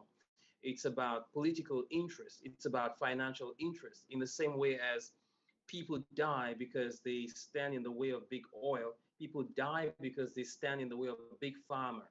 And when you look at the mainstream media in the West, for example, virtually all of it has been co-opted by families like Ford, Rockefeller, and so on. They have the money. They have bought out everyone who was willing to be bought out, and they have kicked out everyone else who was not willing to be bought out, and people have lost their lives. Doctors walk around with guns and various weapons in the West because of this. Someone planted Artemisia, an Artemisia farm in Cameroon. He was threatened multiple times. The entire farm got burnt. I don't want to say by who, but you can understand. It got burnt, and the pretext was the paramilitary force thought that this was uh, um, drugs that were being grown there, and they just burned down the whole thing. A huge investment on artemisia, which is for fighting malaria, it was just burned down, and no one is held liable for this. Now, if you're a journalist and you report this kind of thing, you're likely to lose possibly your life, maybe your children's life. The person I'm talking about, the doctor I'm talking about, got poisoned in the end. I don't want to go too far. He was threatened, and eventually he really got poisoned. I think he survived that. I think, and I hope so, because the last I knew he had survived it, but I don't know in the end what happened. But these are real stories from our country. So when you look at the world in which doctors function, in my particular case, for decades, I kept a low profile, especially when things like COVID came on. My goal was save my people, not look for a name. And I didn't even go to find any journalists to promote anything, because whatever we were doing, whatever we were putting out there, was putting the lives of those journalists in danger and our own lives in danger. And I remember even approaching an embassy official with what we knew, and we told them, we can save you guys, we can save people. And whoever talked with me asked me to keep everything hush hush, and we would approach the government quietly, because this was a life and death matter. My name was even suppressed. That is, my name didn't have to appear, just to protect my life, the life of my children, and so on. I'm talking about real things that happened. So this is the real world we're functioning in. It's not a joke. If you're ready to lose your life, ready to lose your children, you can go out there and just say, well, this is what can cure all the HIV in the world. Well, this is what can cure all the, COVID in the world. You stand out there and they hear your voice. You probably will not last more than a week. So journalists are equally aware of this problem. And for many of them, they just seek to make a living. So there are not enough people who are patriotic enough to say, I'm going to do this for my people. I know I'm putting my life on the line, but I'm just going to do it anyway, even if I'm not making money from this. So for many medical doctors who are doing research, who know real things that can solve real problems, you cannot go to the press with what you have, because they will either ignore you, or if it is taken seriously, you might find a threat on your life. And in certain cases, they will not publish it if you don't pay for it. And most doctors who are doing research do not have the money to pay for that kind of journalistic coverage. They cannot pay for it. And so what happens is a lot of that knowledge gets suppressed either by omission or by commission, and the people do not benefit as a result. This is the truth. All of this goes hand in hand with global government. It is not a joke. People sometimes say, these are conspiracy theories. Well, for most people who are talking about conspiracy theories, you just need to look around you. Most of what was called once upon a time called conspiracy theories have turned out to be true. Today, a lot of the COVID things they were saying were not true. They were dismissing people from their jobs for saying it. Doctors lost their jobs. They are now saying they are true, but those doctors still are without a job. So how many doctors, how many journalists want to put their lives, their children's livelihoods on the line to say the truth? And this applies to not only to medicine, it applies to oil, it applies to it applies to religion, it applies to education. It's the same problem, because we have a global government that has an agenda, that wants people to be educated in a particular manner, that uses disease as a business. There is the business of disease, the economics of disease, where you not only, in the past, they used to just take advantage of diseases, opportunistic diseases which occurred. Now it is actually planting the diseases in people, actually taking people's DNA and using the DNA to construct viruses that target specific DNAs. This is what's going on now. This is the truth. And for anyone, a doctor or a journalist who goes out there to stand and say, this is what I know, and this is the proof. First, that proof will not be published, most likely. And the information will be communicated somewhere else. And before you leave that TV station or that radio station, they will come for you, one way or the other.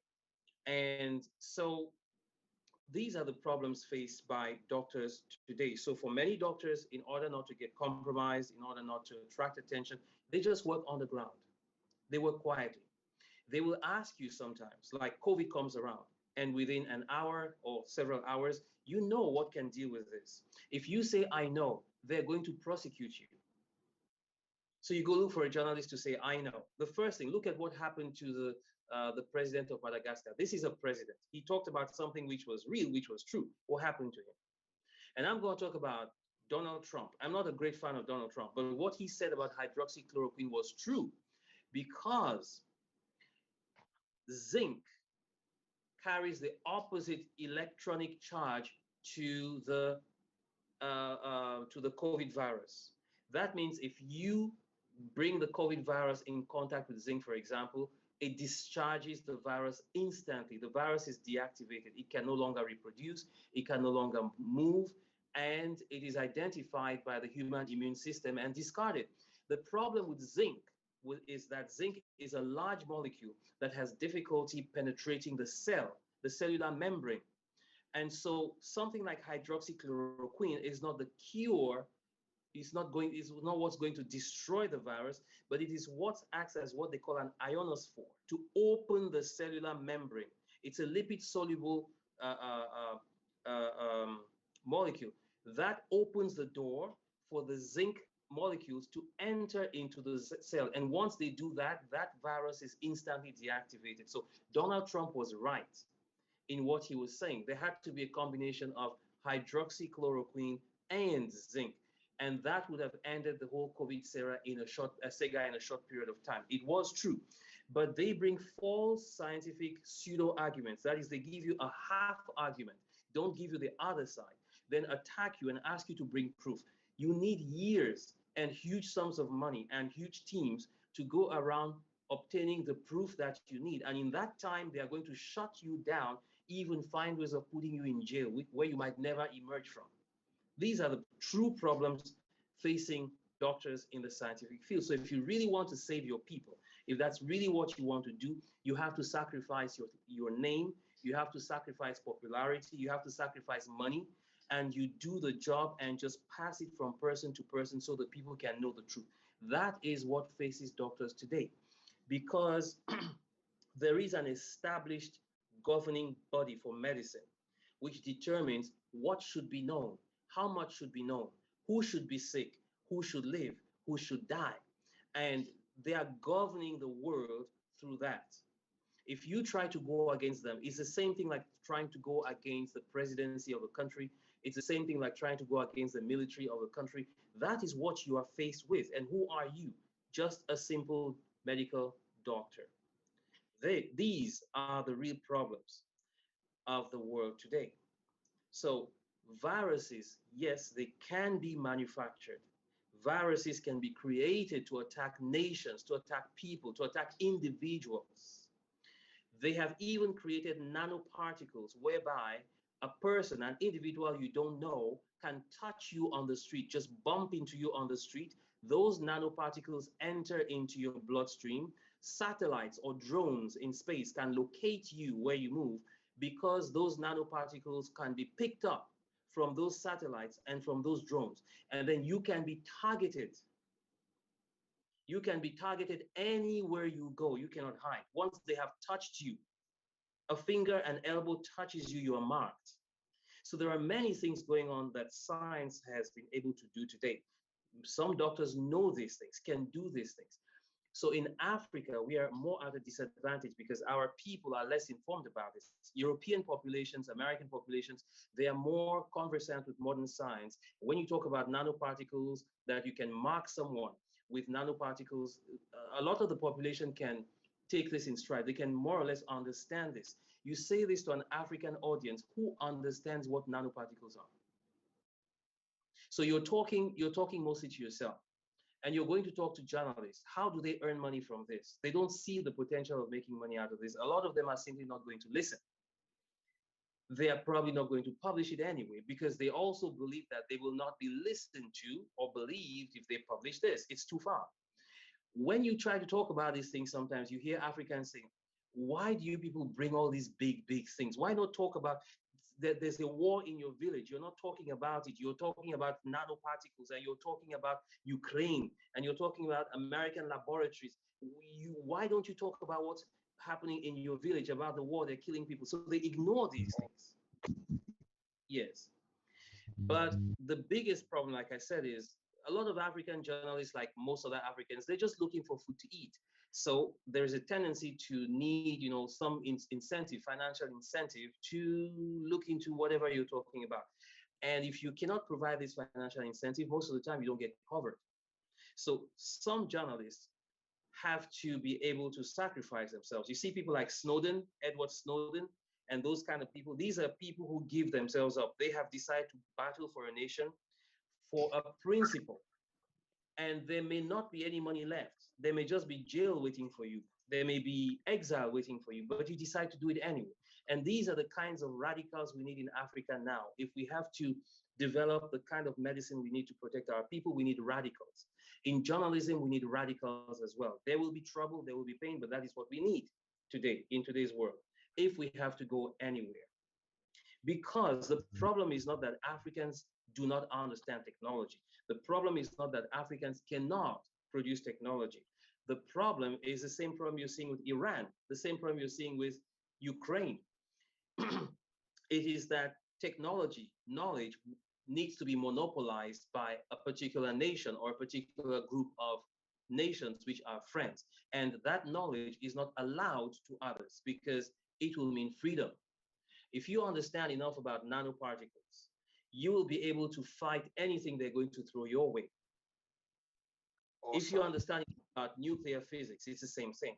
So when we talk about these things, it's not like Africans don't know. We know the whole thing. We understand quantum physics, quantum mechanics, plasma physics, plasma science. We understand this. We can explain them in simple terms. But the problem is, how can we get our people? Because my preoccupation is the African people, the Black people. How can we get our people to become aware of these things, to understand how to protect themselves first? Because if they get wiped out, and they can be wiped out, you might be an African doctor, but your people are dead. They're gone. How does it benefit? So we have to think about preserving our people today. It's no longer a joke. As far as I'm concerned, we are already in World War III. What is happening in Ukraine is a world war. It's a global war. And it is between those who seek to have the ability to be independent and those who seek to dominate the entire globe with their policies, their philosophies, which up till now has failed everyone. That is what is going on. So African people have to wake up. While others are fighting to defend their nations, we are just lining up to support others. We are lining up to support what foreign journalists are saying, instead of saying, developing our own principles. What do we want to say about Africa? What do we want to say about African scientists? What do we want to say about African traditional doctors? What do we want to say about the things which work for us? Nobody is going to come promote our things for us if we don't promote them ourselves. They promote their own, even when it's bad, even when it's slaughtering populations around the globe. They still promote it, and they make business out of it. They sell. What do we do as Africans? What do our journalists do? Do we sell our own? Do we promote our own? Are we waiting to be paid to do that? For how long? It is possible. Genocide is not a new thing in the world. Genocide has existed. Let me ask you guys, where are the Native Americans today? They are gone. Just a handful left. Who's talking about this? Nobody, right? So is it really impossible that people arrive on a continent, wipe out the original people who were there, and then life just goes on as before? Today, you can see what's going on. There is the rivers of the world, of Europe, of Asia are drying out. Africa is getting a surplus of rain. It's snowing in places in Africa where it never snowed before. Where is the place to go? Africa. This is a place to go. This is what everybody wants to control. So what says that there will not be a war on Africa and the Africans? And then when this war comes, is unleashed on the Africans, will we be ready technologically, medically, biologically, agriculturally, politically?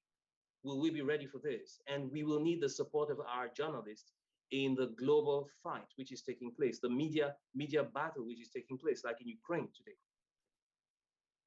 So these are the things which I wanted to talk about. Thank you very much. Yes, I would like to add a little point on the case of Professor Anamangu. Just like he just mentioned,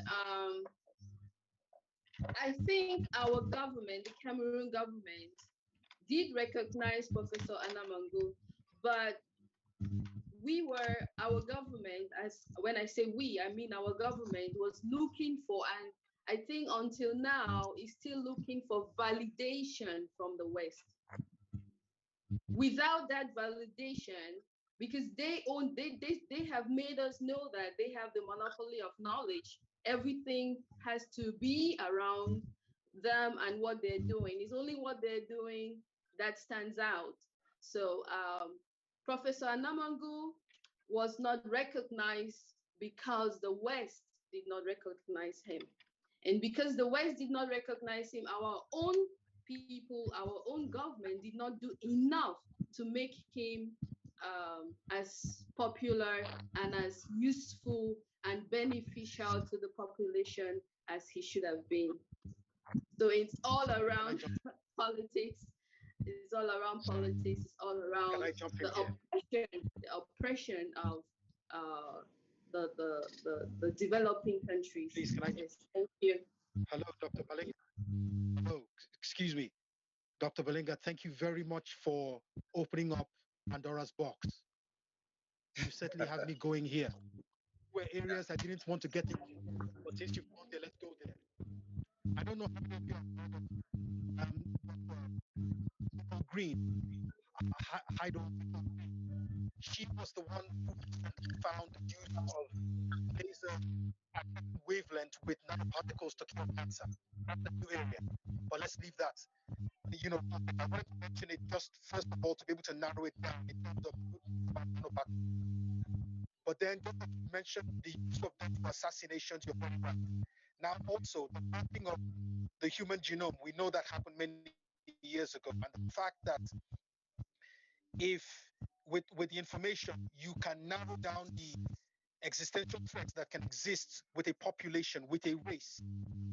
I will go to also what Dr. David mentioned. He talked about money. We need money for research. Unfortunately, like I said, the world is run by America's industrial complex. America is not as innovative as they make it sound. Africa actually is extremely innovative. What happens is the American industrial complex suppresses every other one to ensure that they control the world. There is so much that is going on in Africa. And there is so much in terms of the empowerment and knowledge in plasma physics, in all the areas that you mentioned, that we're capable of understanding.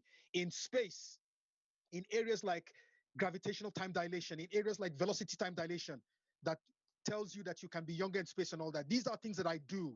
These are things that scientists around me do. I will give you an example of a guy, he's known by Mr. Kolawole of BridgeAfrique, who's listening right now, called Eric Masaba. Eric Masaba was the one who designed the entire framework of what is Uber, and in a sense, the financial model of Facebook. If you understand anything about Facebook, it's about location finding.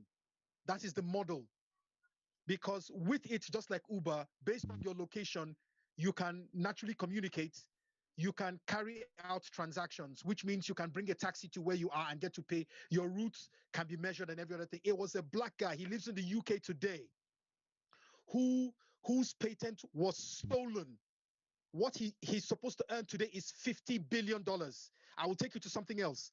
If you followed cryptocurrencies, there is the guy who the American who had the Japanese name, who recently won a court case that has made him as rich as $60 billion, because eventually he brought his identity out. So what am I saying? Just as you said, Africa needs to wake up, and I mentioned it that African leaders, it is time for us to eradicate a lot of the leaders we have in Africa, because we're sitting ducks. COVID, like several other diseases, Marburg, are waiting to exterminate us. We cannot wait. We must wake up. That's right. In Africa. We must wake up in Africa to keep us from that. Because the next wars truly will be spot on this continent. The resources in the ground and the resource. The reason they keep Africa like this? There are two reasons: the resources in the ground and the other ones that walk the surface of the earth. And a lot of our children, black children, are doing innovation in America, are building the next set of incredible physics, chemistry, biology. So they always want Africa to be destabilized so that our children can immigrate and then they can control the world. This is the fact. Who would know that this guy they created Boko Haram? Because of the destabilization they want to create in Nigeria, simply because during the period of the Liberian and Sierra Leone wars, Babangida government sent ECOMOG, which stabilized those countries. If you know, Liberia was created by the Americans. And the fact that Nigeria could unilaterally, without the West, go in and stabilize those countries meant that the West became very scared that if these countries control themselves, organize themselves, the tendency is that they become competition. What's the situation today with China and Africa? It's basically because if you look at the history of China, China spent 150 years of wars. 150 years, if you remember the Opium Wars. And what was the Opium Wars about? Britain was growing opium in India and selling it in China. That's why what the Chinese movies of Bruce Lee and all those other ones, you would see the Chinese leaders, the Chinese senseis talking. Most of them were opium doped, and it was to suppress the people. So these are a lot of things are what we must understand in order to protect our population. And the truth is, we will be eradicated in Africa if we're not careful, just like you talked about the Indians. Okay. There is racism in science. Yeah. Okay. Thank you. Thank you very much. This has been, Yeah. Okay, thank you very much. Yeah, the discussion is taking another dimension, which is it's good. It's good. Yeah. So, like, I want to say before I give the floor to Mr. George, are you still talking? Yeah, I have a question, please. Okay. Before I give the floor to Mr. Edmond, okay. Coming back to Dr. I want to give a statement. Usually, in my point of view, I can say we as Africans to stop like our leaders. It's time we need to take things our own way. We need to stand up for it. Who are the leaders? We are the government. We are the people. Not only we should stop the complaint of our leaders. We need to start saying things the other way around. I don't want to say things maybe for those who understand, they can understand. Yeah. So if I go to Dr. Ruth, can I have a word? Mr. Edmond, you have something. Man, thank you for this opportunity. I'm really happy to be part of this program every time.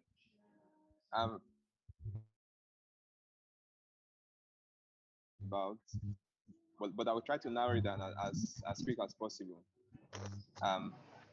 First of all, I want to throw some observations. Then before I ask it that, Mr. Ebube George, yeah. So the first one is the first part is, hello, you can hear me, right? Yes, loud and clear. Please, Edmond, before we go ahead, let me just inform the public that the program officially stopped at 10 p.m. But because it's an interesting topic, the program officially stopped at 10 p.m. So we are allowed to continue indefinitely. So those who want to keep on, okay. And those who want to stay, who want to go, so thank you very much. Yeah, okay. So thank you. So I begin. You know, from what we already know, when for example, I give a clear example. When Donald Trump wins an election, for example, there are two cases involved. I just cite an example. If Donald Trump wins an election, there are two cases. Number one, it is possible that people didn't like Biden. That's why they voted for him. On the other hand, it is possible people like him. So everything that happened in life. Yeah. Hello, I think someone is on the background. Let me mute him. Go ahead. Okay. So okay, sure. Okay. So what I'm trying to say is, first of all, I will talk about the issue of malaria in Africa, in Nigeria. Now, if according to statistics, Nigeria as a country represent 24% of the problem of malaria in the world.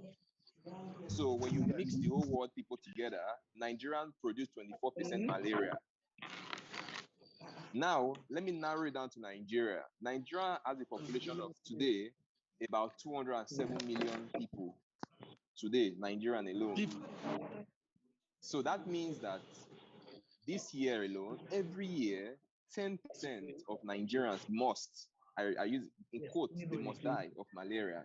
So last year, 207,000 people died of malaria in Nigeria last year by statistics. 207, that's 10% of the population. So if Nigeria become 300 million this year, 300,000 people are going to die from malaria. So malaria claim 10% of Nigerians' life. 10%. You can check it online, and they have their malaria statistics and stuff like that.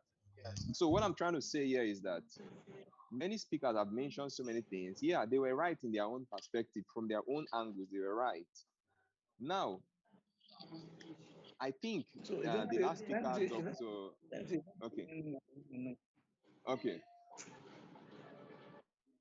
Okay. So now my main point here is that I dropped a question on the let me read it from the Zoom dashboard. So the main problem is of African people is the people, because we cannot just keep blaming the government every time and say it's the government that are not providing the facilities. The problem is from two areas, from the government and from the entrepreneurs. That's from the people. Because two years ago, I lost an uncle in Lagos for malaria. This guy is well to do. So my point now, I'm asking to the House is, who are to be blamed? It's an open question that doesn't really deserve an answer. Who are to be blamed? Is it the government or the failed Africans who failed to do their responsibility? I have friends in China. I'm in China right now. I have friends, and I'll be very sincere with you. The friends I have, 0% of them are doing nothing for their country. Zero. It's only zero. It's only Mr. BridgeAfrique. I'll be very sincere with you, and a few, a very tiny few, who are actually doing something for their country. The rest people are not putting effort. So I think the problem of Africa lies with the people first, not with the government. The government are just 5,000 people in Nigeria for it. The government are less than 1% controlling 200 million people. Can I, brother, can I answer you this? Okay, sure. Yeah. There is an article that was shared recently. Okay. I wrote it a few months back. Okay. I sent it to him on WhatsApp. Okay. I wish I could send it on. Yes. On, every other person. It talks about black people. Now, Africa's problem is colonization. Yes. Yeah. My brother. Classic example of what is going on in Nigeria. Yes, I'll be happy to read your book, no problem. But can I move on, please?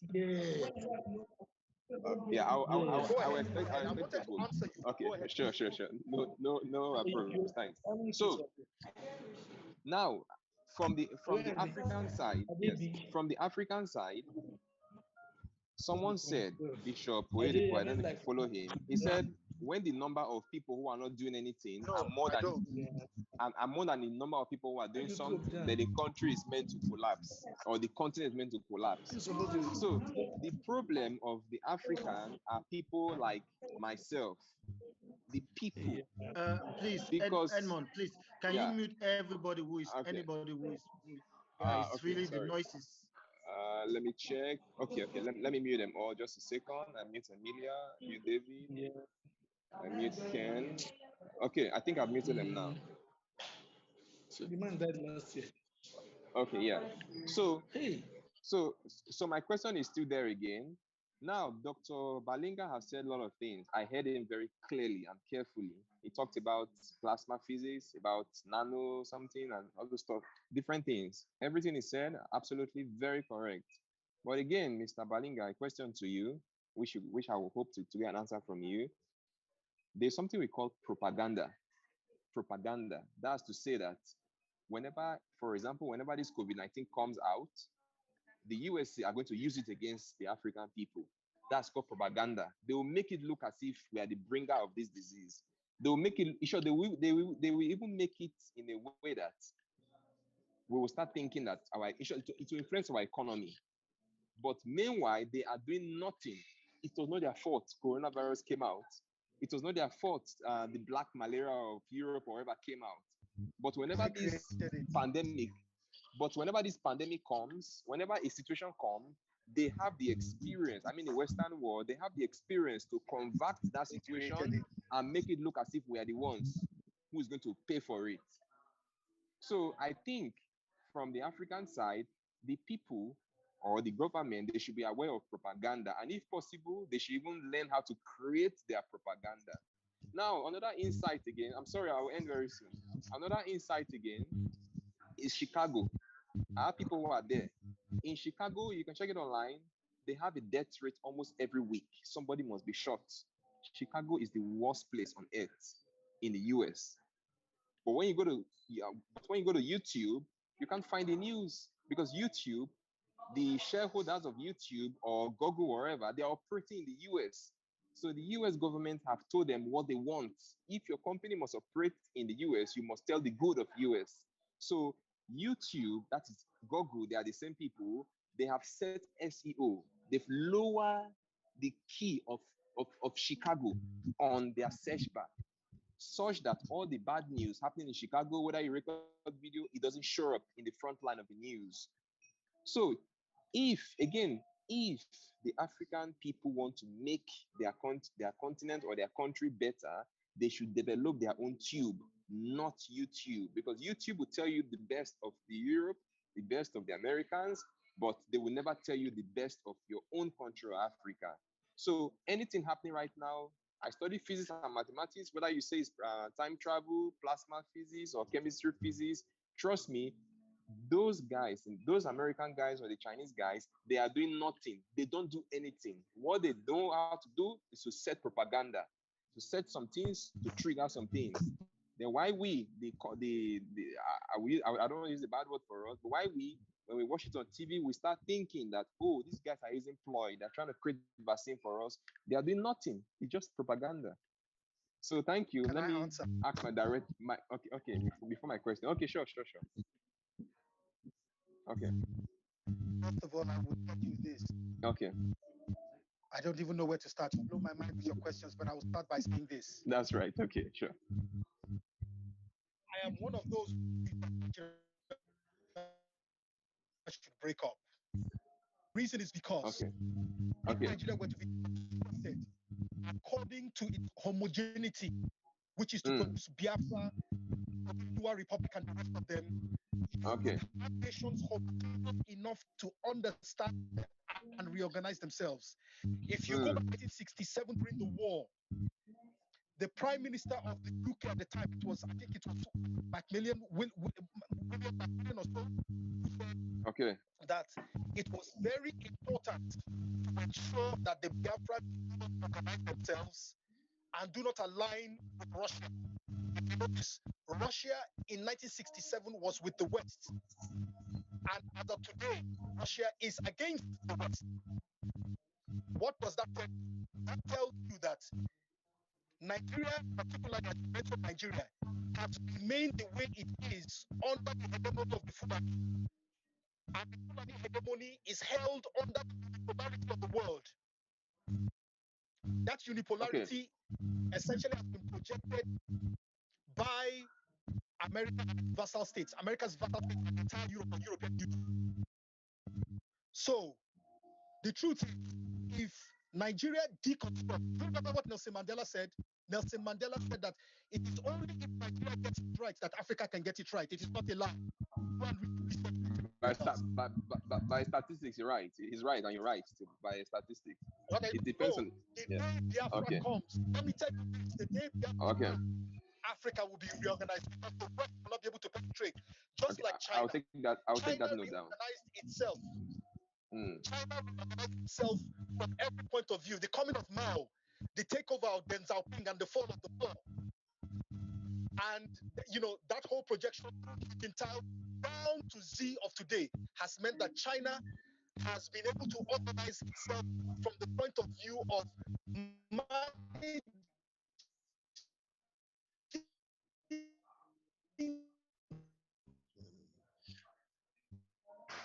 Okay, no problem. I'll take All that point. right. Yeah. All Okay. right. So my We're question gonna continues have to to say, stop it. We're gonna have to stop right here. We're yeah, gonna say our consciousness of but vote of against thanks, those who have wanted to but say okay for the wet water markets. Round of quickly. but after we stop, we will yeah. continue. We're just going to say goodbye to those that That is need to fine. leave, That is fine. and but we are going to continue. And Dr. Balinga, I hope you will answer Edmund's question: who is Okay. to be blamed? And then our guests, you can continue also speaking. But let's just take about 2 minutes to say our vote of thanks. Mr. Michael, can you say your vote of thanks, please? Yeah, thank you so much, Mrs. Emilia Bywaters, aka Daily Nuggets. Yeah, we appreciate our guest speakers today for your evergreen contributions. I want to particularly thank Dr. and Mrs. Badinga.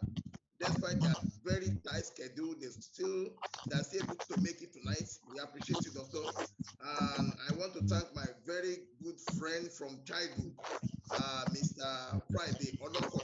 It's actually my in-law. Thank you so much, Mr. Friday. Despite your tight schedule, we are still able to make it down tonight. We appreciate you. And I want to thank Ambassador Ekube for your time. Thank you so much. You are still going to tell us much more about your organizations and what you stand for. We want to know more about it. SMOED, right? And I want to thank my friend from Lens Afrique magazine, Mr. Jerry Njoku. Thank you so much. Lens Afrique magazine, actually has come a long way. We started it in Beijing together, and I'm happy it's still pulling it up. It's still passing strong. Thank you so much for your time tonight, Jerry. And we want to appreciate all our friends. Dr. Roots, we are still going to have you talk. Don't go away. So we want to thank Dr. David for your contribution. And we want to appreciate all other people on the program tonight. We want to thank AOL Logistics, Mr. Ademola Kago. We want to thank and other people like Oben I. We appreciate you. You are noticed. So we want to say tonight, all your contributions are being taken note of. And don't be surprised to see it on the pages of BridgeAfrique magazine, 7th edition, next week. So thank you so much. We appreciate you. Everything we are doing tonight is streaming live on YouTube. So you can go through it tomorrow to have a view of it. Thank you so much. Mrs. Emilia Bywaters, over to you. Okay. Thank you very much. And Mr. Edmund, you can, stop recording at this moment, but we will continue with our questions. And I know that you, Mr. Edmund, have asked a very important question that Dr. Balinga has not answered yet. And also, we had Mr. Ambassador Edube, I believe, was speaking. So The recording has thank you stopped. so much. So, Dr. Balinga, if you could first answer Mr. Edmund's question. He say he's really dying to get an answer from you. Yeah. I'm sorry. I can add a second one to that. So he does that and to like just together like a small follow up, please. Okay. Dr. Balinga, are you there? Okay. Now is discussion time. Anybody can contribute, Okay. can ask questions. Okay. Don't orderly. Okay. Mute your mic when you're not talking, please. Okay. So please, can I finish up because I wasn't true before. Go ahead. Go ahead. Yes, go Okay. ahead. Go ahead, please. Go ahead. Okay. Thank you. Okay. So from what I was saying earlier was like there's a famous book in China. I think every foreigner must have read it. It's called um the governance of China. It's a very popular book. The front of the book is President Xi Jinping's face. It's called the governance of China. So there was a time we had a program on that book. So we had to read a particular they made us read a particular page, chapter, sorry. Then now, when you read that book, Mrs. Emilia, and you find out that they clearly explain how China was able to develop. In fact, from observation, that particular book, oh, my battery is almost down. That particular chapter was copied from Europe. Now, in simple terms, Europe and American, they were able to develop using a particular model, which I would like to share here again today. The model was hundreds of years ago, the European people, the American people, I mean USA, their electricity, their hydropower, or wherever, their roads, all those mega projects were done by individuals. So they use a model of entrepreneurship. That's to, in simple terms, that's to say that Mrs. Emilia, you are good in electrical, blah blah blah, and the rest. So please do your project in that area. Maybe for example in Texas. So Emilia handles a part of Texas. Mr. Ken handles a part of Texas. Maybe Mr. Ken is good in wiring or wherever. So it was built by the entrepreneurs of the country at that time, and they were still making money. Then along the line, this was their government project. So it was like a government fund. Oh, you're an entrepreneur, do this one. In short, government were splitting people to do different local government, I mean, doing different problems and solving tasks.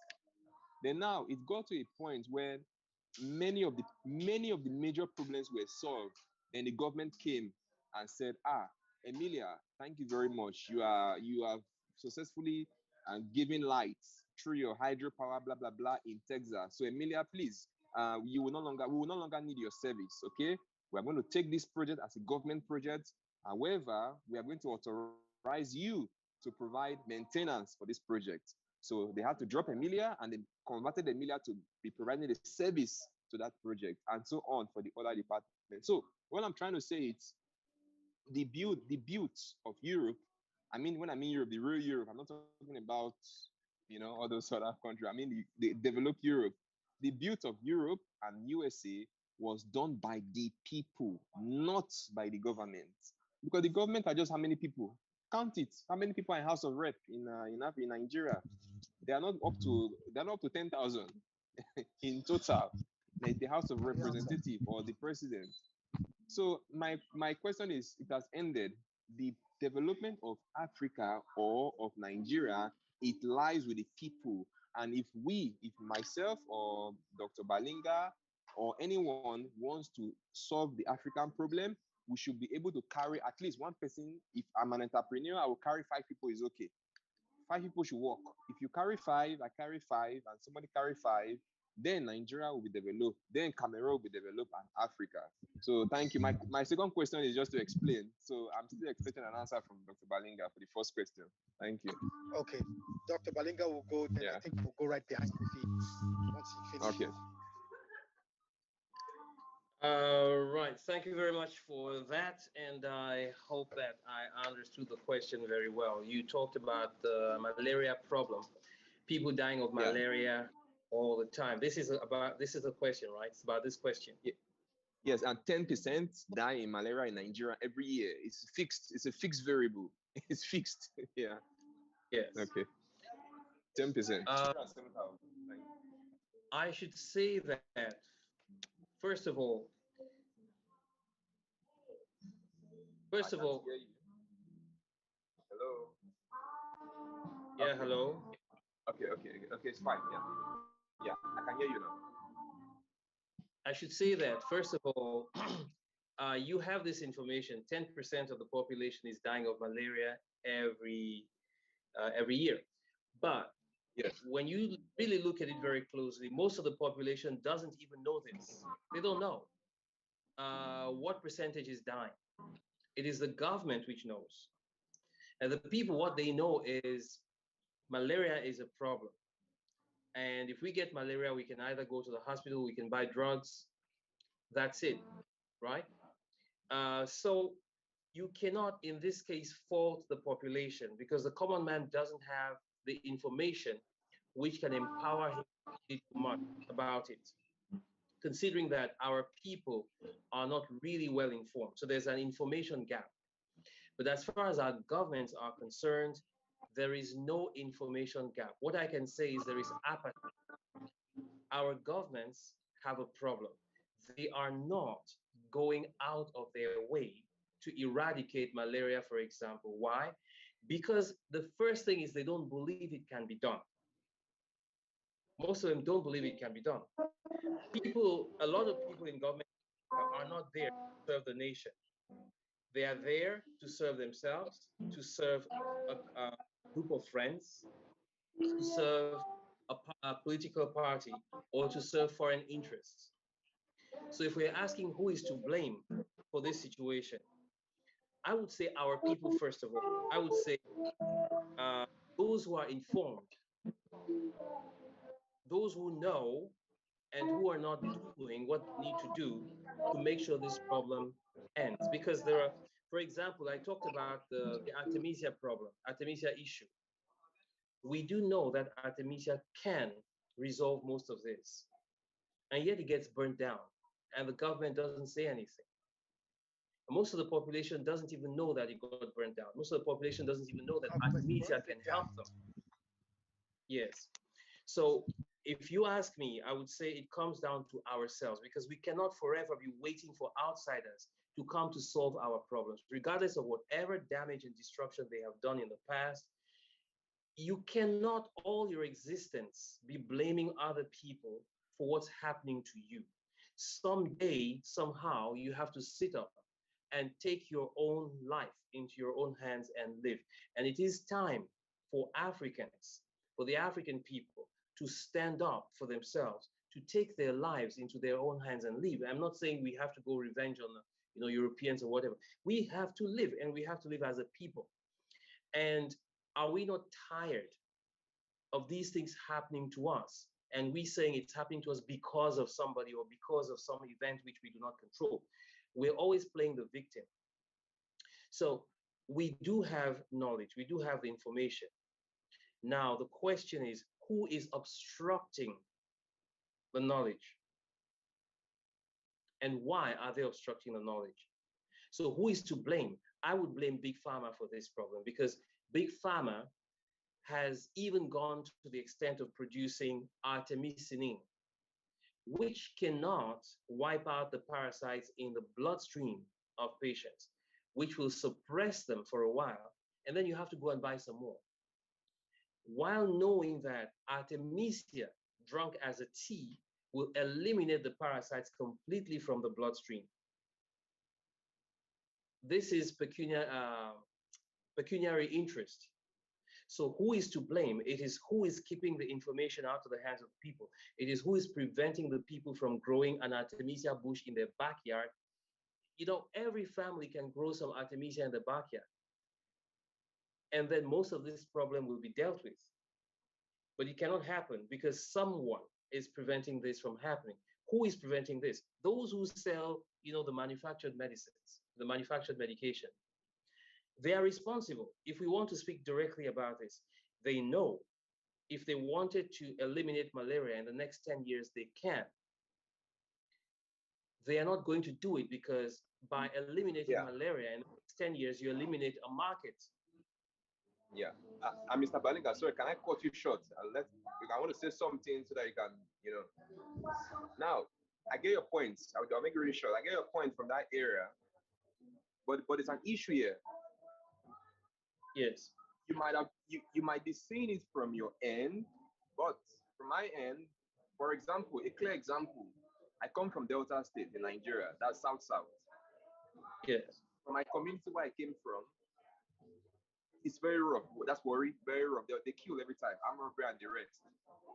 I know of this situation, but I just kept quiet on my own path. So that was about 3 years ago. About 3 years ago, what I did was I asked a team there to go and visit the DPO. They call it the pretended police officer of that, the boss of that police area.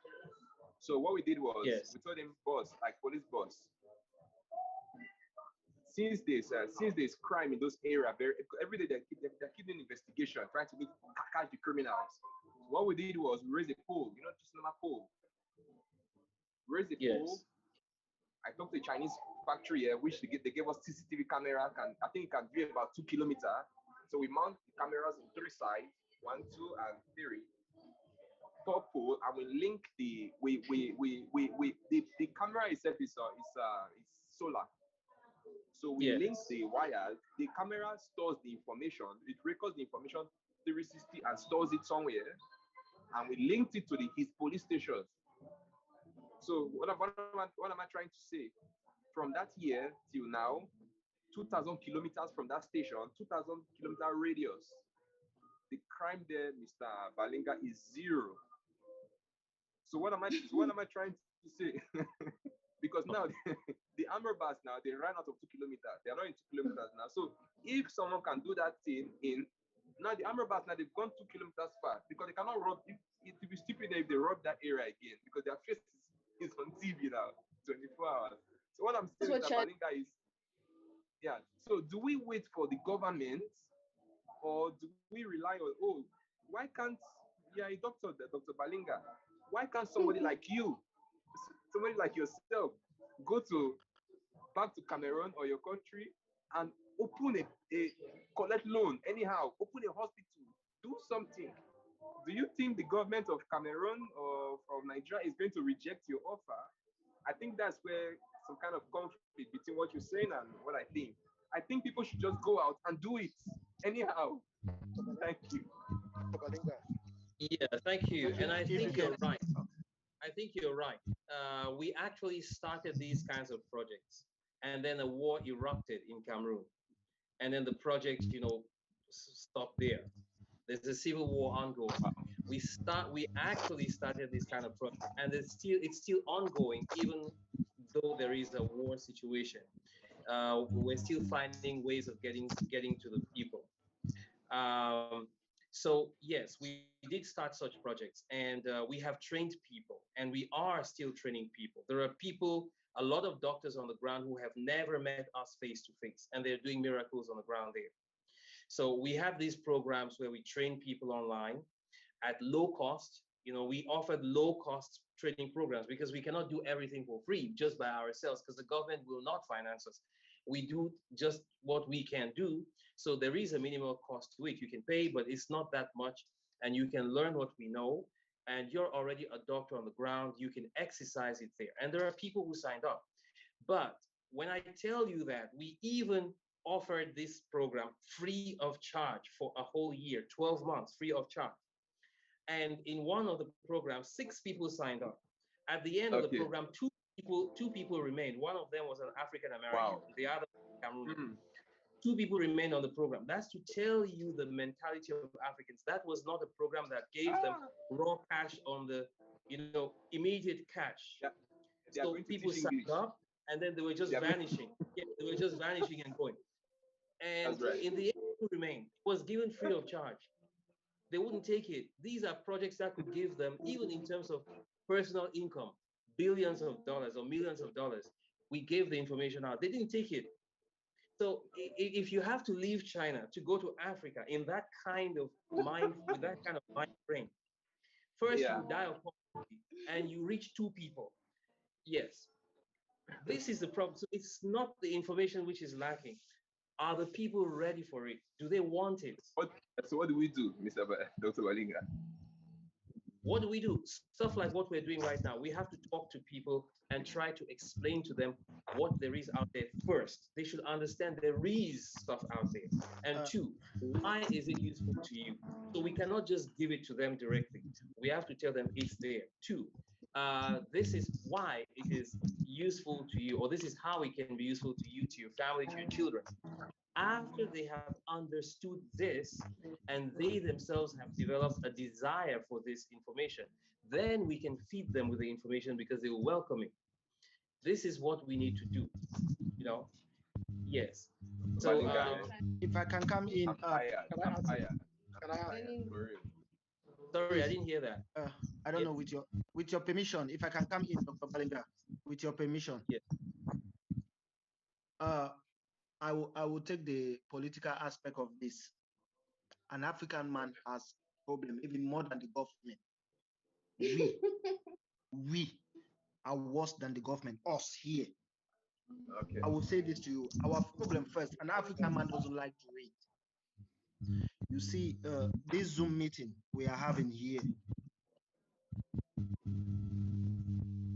If you go now to groups, maybe if you just announce, oh, there's going to be an online pornography, and people slot in, you will hear people from Azerbaijan, African from Azerbaijan, calling and say, please don't forget me. Is there any way that I can enter with my neighbors? You see, there's nothing we take very serious as Africans. I'm sorry to say this. This is the truth. And we just keep blaming. It's a government. Oh, it's a government. And this blaming keeps going on and on. Oh, it's the government. It's our government. The government is bad. An African mind needs, if they ask me, I won't say this, and I'm saying that if you want African to change, let them kill from 6 months above everybody and start afresh, because it is terrible. That is one. Let me give you two. The second problem. You know, we have been so brainwashed in a way that people don't even know they are the ones who give the government. They are the ones who give the powers to their government. They don't believe that. They don't know they are the government. If you ask somebody between the president and the community as a whole, who is more powerful, they'll tell you the president. They don't know they are the ones who give the power to him. They don't know that. The reason why, anyhow, we are being used anyhow, they say, oh, the government is bad. Our government is bad. The government doesn't give jobs. Some even say the government doesn't give food. Always like that. I'm tired of that. We are our own personal problem. As Dr. Bellinger rightfully said. Mr. What Radicalized. Can I jump in here? Sorry, can I jump in here? Let me come to the solution, please. Let me learn. Radicalization. There's no way to say it. I don't sugarcoat it. Yeah. Radicalization is the way forward. I mean, dangerous radicalization that they have to start changing from mentality of everybody. Everybody needs a reformat from scratch. You go. You see African journalists, you see people reporting, oh, Ukraine has been bombed. Oh, Russia has been bombed. And so how does that concern Africa? And how does it help us? Mr. What you are saying is absolutely right. We know this matter. Sometimes I just get how does it because of this matter. You see elections in my country. It has to come from somewhere. My country in Cameroon, it's just remaining that France presidential election to go on. The president will be popular in the country. They report it. It's a nice thing. How many elections do they report in France concerning Africa? Who knows about you? Do you exist? But you see, you have been going back. Today, this afternoon, this morning, Nigerian time, you can check your news, the flashing news. A barrel, a ship was carrying crude oil, Nigerian crude oil, worth $300 million.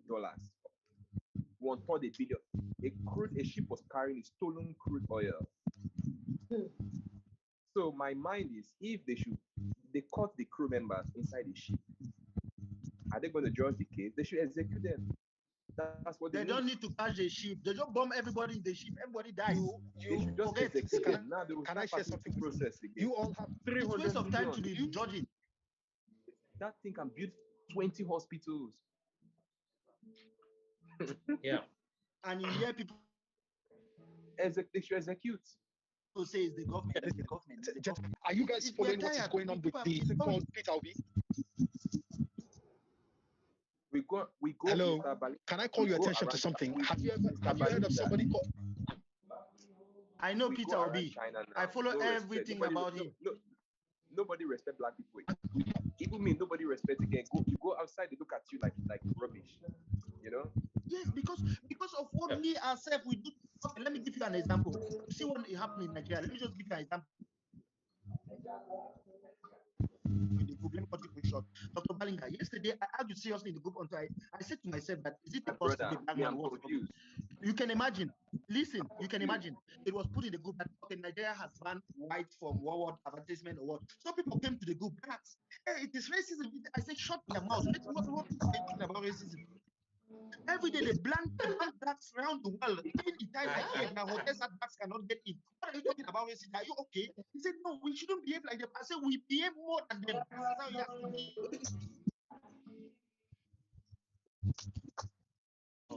Mr. Ken, anything you say, you are right. The people do not. Sometimes I They don't reason. They have a problem. And the man has a mental problem. They don't even know at times. Sorry if I may come in. How can somebody go and you see, it's actually a maturity thing. You see, there is difference between an Africa and a developed country. I have to say, Africa is not developed, and the reason why we don't develop is because we are following what, like, for instance, let's say there's a tradition in a family, and you are following the same tradition from one generation to another generation. Colonialism. You don't want to improve. And that is exactly what is happening to us here in Nigeria, especially Africa entirely. We believe, you see, let me tell you, the mentality is zero. It's very, very zero. Because we believe that if we have a pen here, for instance, a pencil, and there is a pencil from outside country, for instance, outside Nigeria or in America. Yeah. Do you know we will cherish that one from America than the one here in Africa? Because if it is written, you understand. Our mentality is zero in Africa, and it has been there for a long time. So it is going to be a very tough thing. It is going to be a very tough thing for us to change our mentality in Africa, and it's really affecting us. Dr. Ruth, I'm listening to you. To bring it short, dollars, currency is backed. I mean, this currency. I behave like one policeman here. This is currency, okay? Mm-hmm. And this is gold. So, so currency is backed by gold under. Congo should be Congo currency. Congo should be the richest. I mean, Zimbabwe, Congo. What is going on? Congo, look at the you see, I will still go back to our mentality. You see, let me tell you one thing, sir. I'm sorry to cut you. Let me tell you one thing. Do you know that in Africa, here, especially in Nigeria, Nigeria is richest. Nigeria is richest. When you're talking about our KGB, Nigeria is richest than UAE, than Qatar. I mean, than US. Let me just tell you. You know Nigeria has money. But our problem is, let's say, for instance, there is a particular house and they have money. They don't know how to spend it. The mentality of them to be able to turn $1 to write another zero at the back to make it $100, it's a problem. Our mentality is zero in Africa. And let me tell you, you can only correct a baby. You can't correct an elderly people. You see, you cannot correct an elderly man. There is no way. What they are going to do is already invented in them by themselves from their generation. So for you to wipe all these things off, it's going to be a bigger problem. That's the reason why when you come to Nigeria, let me tell you, when you come to Nigeria, you're going from Lagos to Ibadan. That is a state to state. Let me tell you, it's bush. Wow. Yes, I can hear you, Mr. Ken. Bush. It's bush everywhere. And we have money. See, for instance, a sheep in Nigeria can take care of whole education. Just a sheep of a crew, a sheep, $300 million to invest something. You study news, right? 300 million. Wait, I want to correct something. There is no cure. There is a cure. I'm one of those people. I'm one of those people that if they say dictatorship, I say yes, I stand for it. Africa doesn't need anything like democracy for the next 15 years. Let's forget this thing that they term democracy for the people. I don't hear that shit. Africa, the way we are, we don't understand any word and violence. We need somebody, Africa needs me. I need somebody who, the least you, the top of your head, like the rest. That's the level we need to listen now. Africans are so terrible. They don't understand anything. Can I tell you the solution? Can I tell you the solution to all this problem? The solution to all this problem are the generations that are just coming now. How can you explain the solution? Let me ask you this problem. How can you see the generation that has been back. All those ones are following the same steps. They are following the same. Okay, for instance, see Nigeria, for God's sake. You see our last 5 presidents in Nigeria. How old are they? Our last 5 presidents. Just count 1, 2, 3, 4, 5 to the back. Bro, how old are they? If you are Nigerian, 60, listening to me. Now tell me, Now you can see, imagine the kind of mentality these 60-year-old people will be carrying. Is ages like when television still have a back. What are you trying to say? Because if it's Cameroon, you just want me to cry. You are talking about Nigeria. Okay, now for instance, let's go. Dr. Balinga, don't talk about Nigeria, please. Don't talk about Nigeria. Your presidents are young. It's whole Africa entirely. Okay, for instance, see Zimbabwe. You see this man that just died recently does not want to leave the Zimbabwe is seat. Diamond. He was still fighting. Is Diamond. And they only have Diamond in Zimbabwe. Not Zimbabwe just that. You can see the Kenya. People should be working on recently. They should be working on stones. See Kenya. This is another old man requesting I will tell you why African cannot develop with all this. Allow the people. See, let me tell you, the younger you are in Africa, is different mentality in your head that you want to invest somebody. No, Dr. Root, they cannot give you $100. They cannot give you $100 now. They can't give you $100 now and be telling me that you want to use $100, that particular $100 to go and build Nati 21504 vehicle. Somebody will tell you, I will import that. I will import it in. Well, that is the African mentality. You can actually use that $100 to build a car in your own. Build what is in your brain out. And then you can be able to develop. Okay, for instance, see Dubai. Do we call it mental case? Do we call it like the people have? It's a mental problem. We have a mental. What do you see? How do you want us to say it? It's a mental problem. There's a mental deficiency going on in Africa. We need to do an examination then. Mental examination. There is nothing you can do today. Examination. You see, there is nothing you can do today. The only solution is every African country. So let me tell you. Every African country, let all of them, nobody should allow, if you are above 45 years old, you are not allowed to be a president. Things will change. So I bet you that. No, Dr. Root. Above 45 years old, you are not meant to be a president. Dr. Root. And let's see whether the younger people. No, Dr. Root, I don't want to be horrible here. Can I say something? Yes, you can, Ria. Thank you. There's one thing you're forgetting. One thing Africa has. They have tradition in the eldest is the one that decides. And that's why you have older presidents. Why can I say this? Because if I will just look in the Caribbean where you have the Maroons. The Maroons, they have still this tradition of the eldest in the society, in their commune, is the one who makes decisions for the whole commune. But the thing is, the younger ones are the ones who are advising him. It is a tradition. And I think if something is a tradition, right? Tradition of Africa, we always want to try to be like other countries. We have our own traditions, we have our own ways. And we don't have to copy anybody. The only thing, no. The only thing is we just have to make sure we adjust.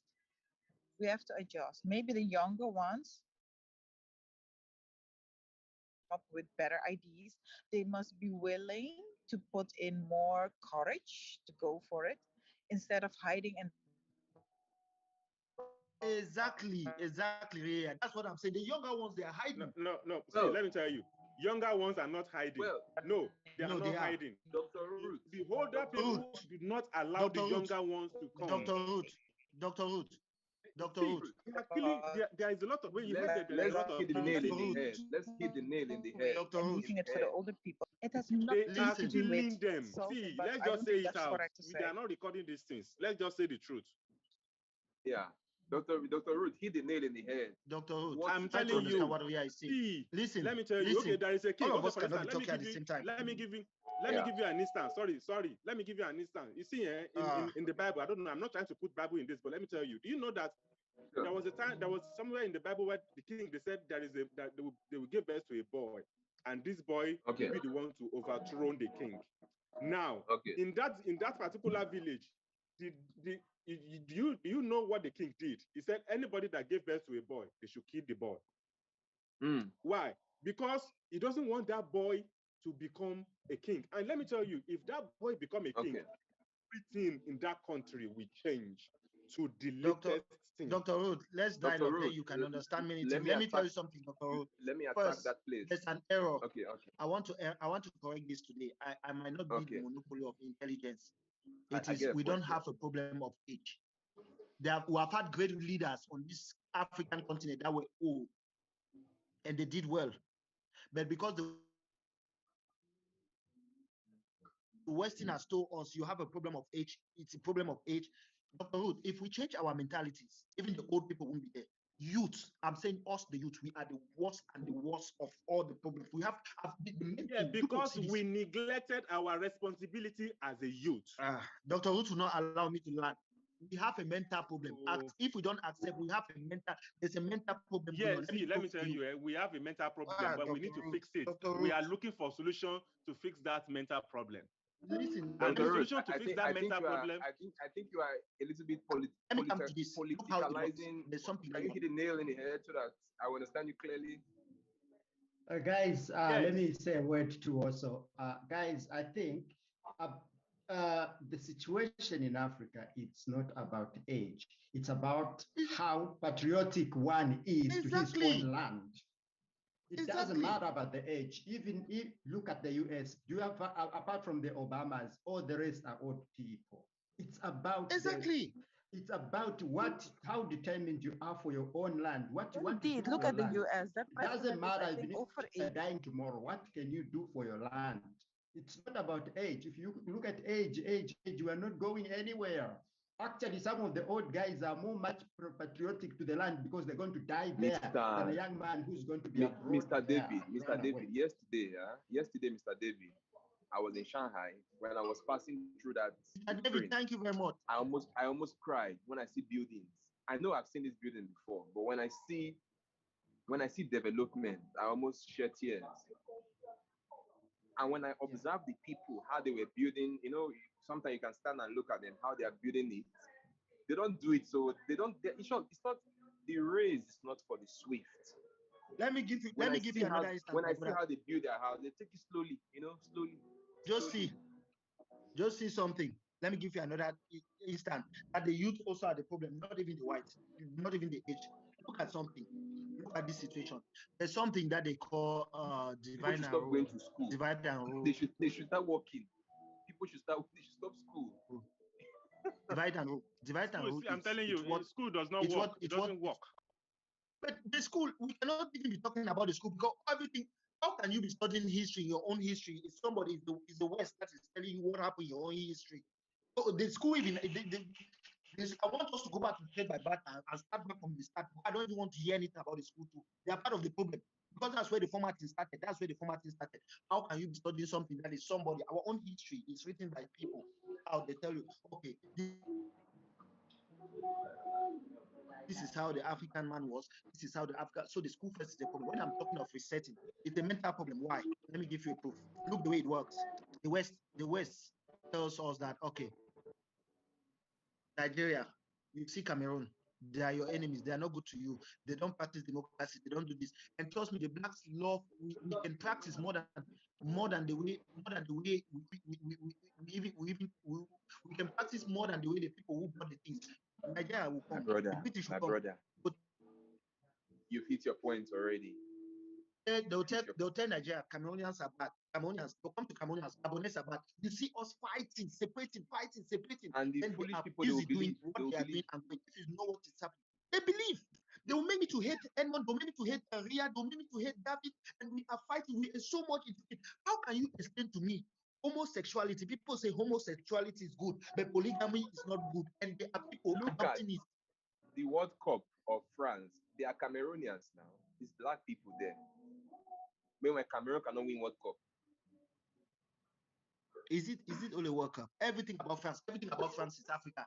Everything about France is Africa. The whole of France. Is that what you're saying? Even now, they're packing doctors from Nigeria now. Nigerians. Best doctor in the US are Nigerians. They are even packing more. More are going now. More doctors are going. Very soon now, it's only we that natural medicine now we own the whole country. The more are even happy to go. And when they get there to the US, they'll start criticizing Nigeria. Yes. Dr. Balinga, I will soon leave this call. Dr. Balinga, please go and collect loan. It's not any issue of collect loan. It's not any issue of leaders. 2,000 hospitals in Africa, Dr. Balinga, please collect loan and use it for Africa for the medicine side. We don't have a problem. We don't have a problem of leadership. We have a problem of mental. All Africans are mental. If I'm sick, let us go to Africa because and we are seriously mental patients. You can adapt to any situation we meet ourselves, especially in Africa. We can quickly adapt with any situation we have. Even if that situation is not satisfied, let me give you an example. If you produce a medicine there, okay, guys, I have a nice question for you. There, you keep. They say, can you hear me? Ria, please. Yeah, sure. Okay, yes, Ria. Give me 2 seconds. Give me 2 seconds. We here, I think more than 50% of us here in this group are in the diaspora. Am I right? Sorry? More than 50% of us here right now online are in the diaspora. Yeah, Am I right? Sure. Okay. Yes, you're right. We are the one now commenting while we're outside, right? Nice, safe, and in a nice environment. You call it. Okay. Yes. It depends. So my spirit is in Africa. My body is here, but my spirit is there. Okay. But you're right. Okay. Africa. Okay. Now my question is, Dr. Roots, not you, huh? You're the 2% who is back in Africa. Okay. No, okay. The people who are leaving, the leaving of the continent is not the problem, I think. The problem is leaving and not doing something to send money back, because where we are right now in our host country, most of them, if they are abroad, everything they earn, they send back home. Even if they're working in another province, they send everything back home. That's right. Right? Yes. To build. Yes. Now, if we start doing things like that and build, I don't only mean for yourself, but it can be something like a hospital, like what Dr. Balinga wants to do, or it can be something like a farm, whatever. It doesn't matter. A factory. Right? But if you just run away to build something in another country, that is what I think is wrong. Yes, but if you are doing this, because actually I was in an expo where I've seen people from the continent who have been investing here in houses, in you name what, all their money is here. And then I'm saying, you should not even open your mouth and say, oh, it's so bad at home, blah, blah, blah. Because if you yourself are running away and not contributing, you cannot say anything. Dr. Edifa. I'm sorry, I have to say it, because sometimes I get so angry when I hear people only complaining and doing nothing. I'm sorry. Apple phone or Huawei, they do their big program. Now the question is, where is the lithium ore from? The raw material, lithium ore. Exactly, isn't it strange? It's from Nigeria. Exactly. So yes, I know, but you're here, you're outside, you can do something about it. Nigerians should be doing the biggest phone exhibition. They should have a mobile, a communication by right. How come you know about it? How come you know about it? Because you're outside. You are the eyes who are outside. The people inside the country don't know nothing. They don't even know what's happening out there. The people, Nigerian, African people in China, you for can example, do something about it. You can. I don't know. Doing it. They're not doing it. Because you don't wait for them. You can start. You know it. We still do it. Personally, I am in the country. You can do it. I don't know anything about that, but you know everything. You're telling me even all the details. You can do it. Dr. Roots, call your brothers to do something instead of complaining. Dr. Roots, you hear me? Huh? No, Ria. I can hear you. You see, we are all complaining, whether you are outside the country or you are inside the country. We are all feeling the heat. You see, we are not complaining. We need to identify this problem. I'm going on the 11. I'm going back to Cameroon. What we are actually looking for now is actually the solution. Let's suggest a solution. Exactly. Look for solutions instead of complaining. The complaints, we know it already. Yes.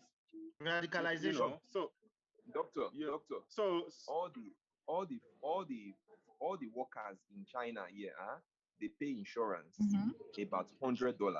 So times it $100 times the number of foreigners here. So my question to you is: are the foreigners in Nigeria paying that insurance? Just an example. And they are collecting more. So we are paying $100. Just you know what it means? $100 once every year. That's just from one area. If Nigerians start collecting insurance fee, they can build 4,000 hospitals in the whole 36 states in Nigeria. 4,000. That's just one area. Wait, I don't understand. What do you guys mean with insurance fee? The public is not paying insurance? Management. That's what I'm trying to head to. Management. Everywhere should make money. The police should be making money. Hello. I want to understand. So people, it's not like in England where people have to pay insurance. Everybody has to pay it. Everybody who's working has to pay insurance, health insurance. Is there something like that in Nigeria that you have to, or that they take it from your salary? Insurance. Do they know what is insurance? Somebody have thought. Do they? What? What's insurance? What is in my country? Ria, let me tell you. Ria, let me continue. Everybody pays insurance. Somebody cannot even who's going to visit Nigeria. Please, guys. In the past, maybe not. But they got them Ria, it can happen. With a plan for the government, they might listen. If you have a plan for them, they will love it. Big money. I'm listening. Yes, I can hear you. In my country, Cameroon, there's a company called Nextel from Vietnam, telephone company. That's a telecom company, just like China Unicom we have. This one day last year, the government just decided that even receptionists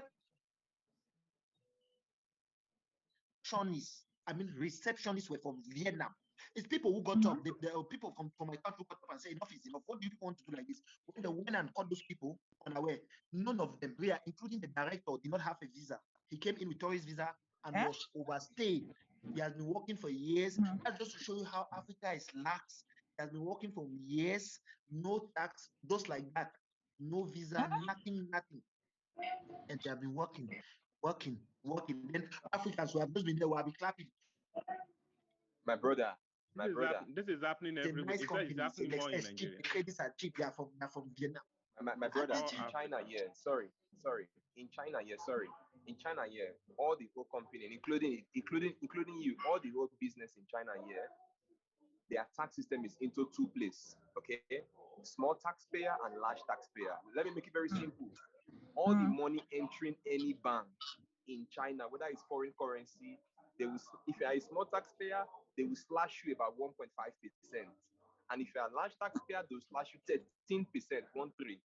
So what it means is that, in very simple terms, what it means is that China's revenue every year, their revenue is about $1 trillion. 50% come from tax. Yes, but that's what I'm saying. 50%. Oh boy, 50% from tax. The system is working. $1 trillion. And tax system, is something of history. It has always been there. So I cannot believe there is no paying of tax. How? In Lagos, we call it Osusu. That's Lagos. It's very strange. Very strange. I'm telling you. No, of course, nothing. Things concerning Africa. I'm sorry. For Africa, it takes the grace of God.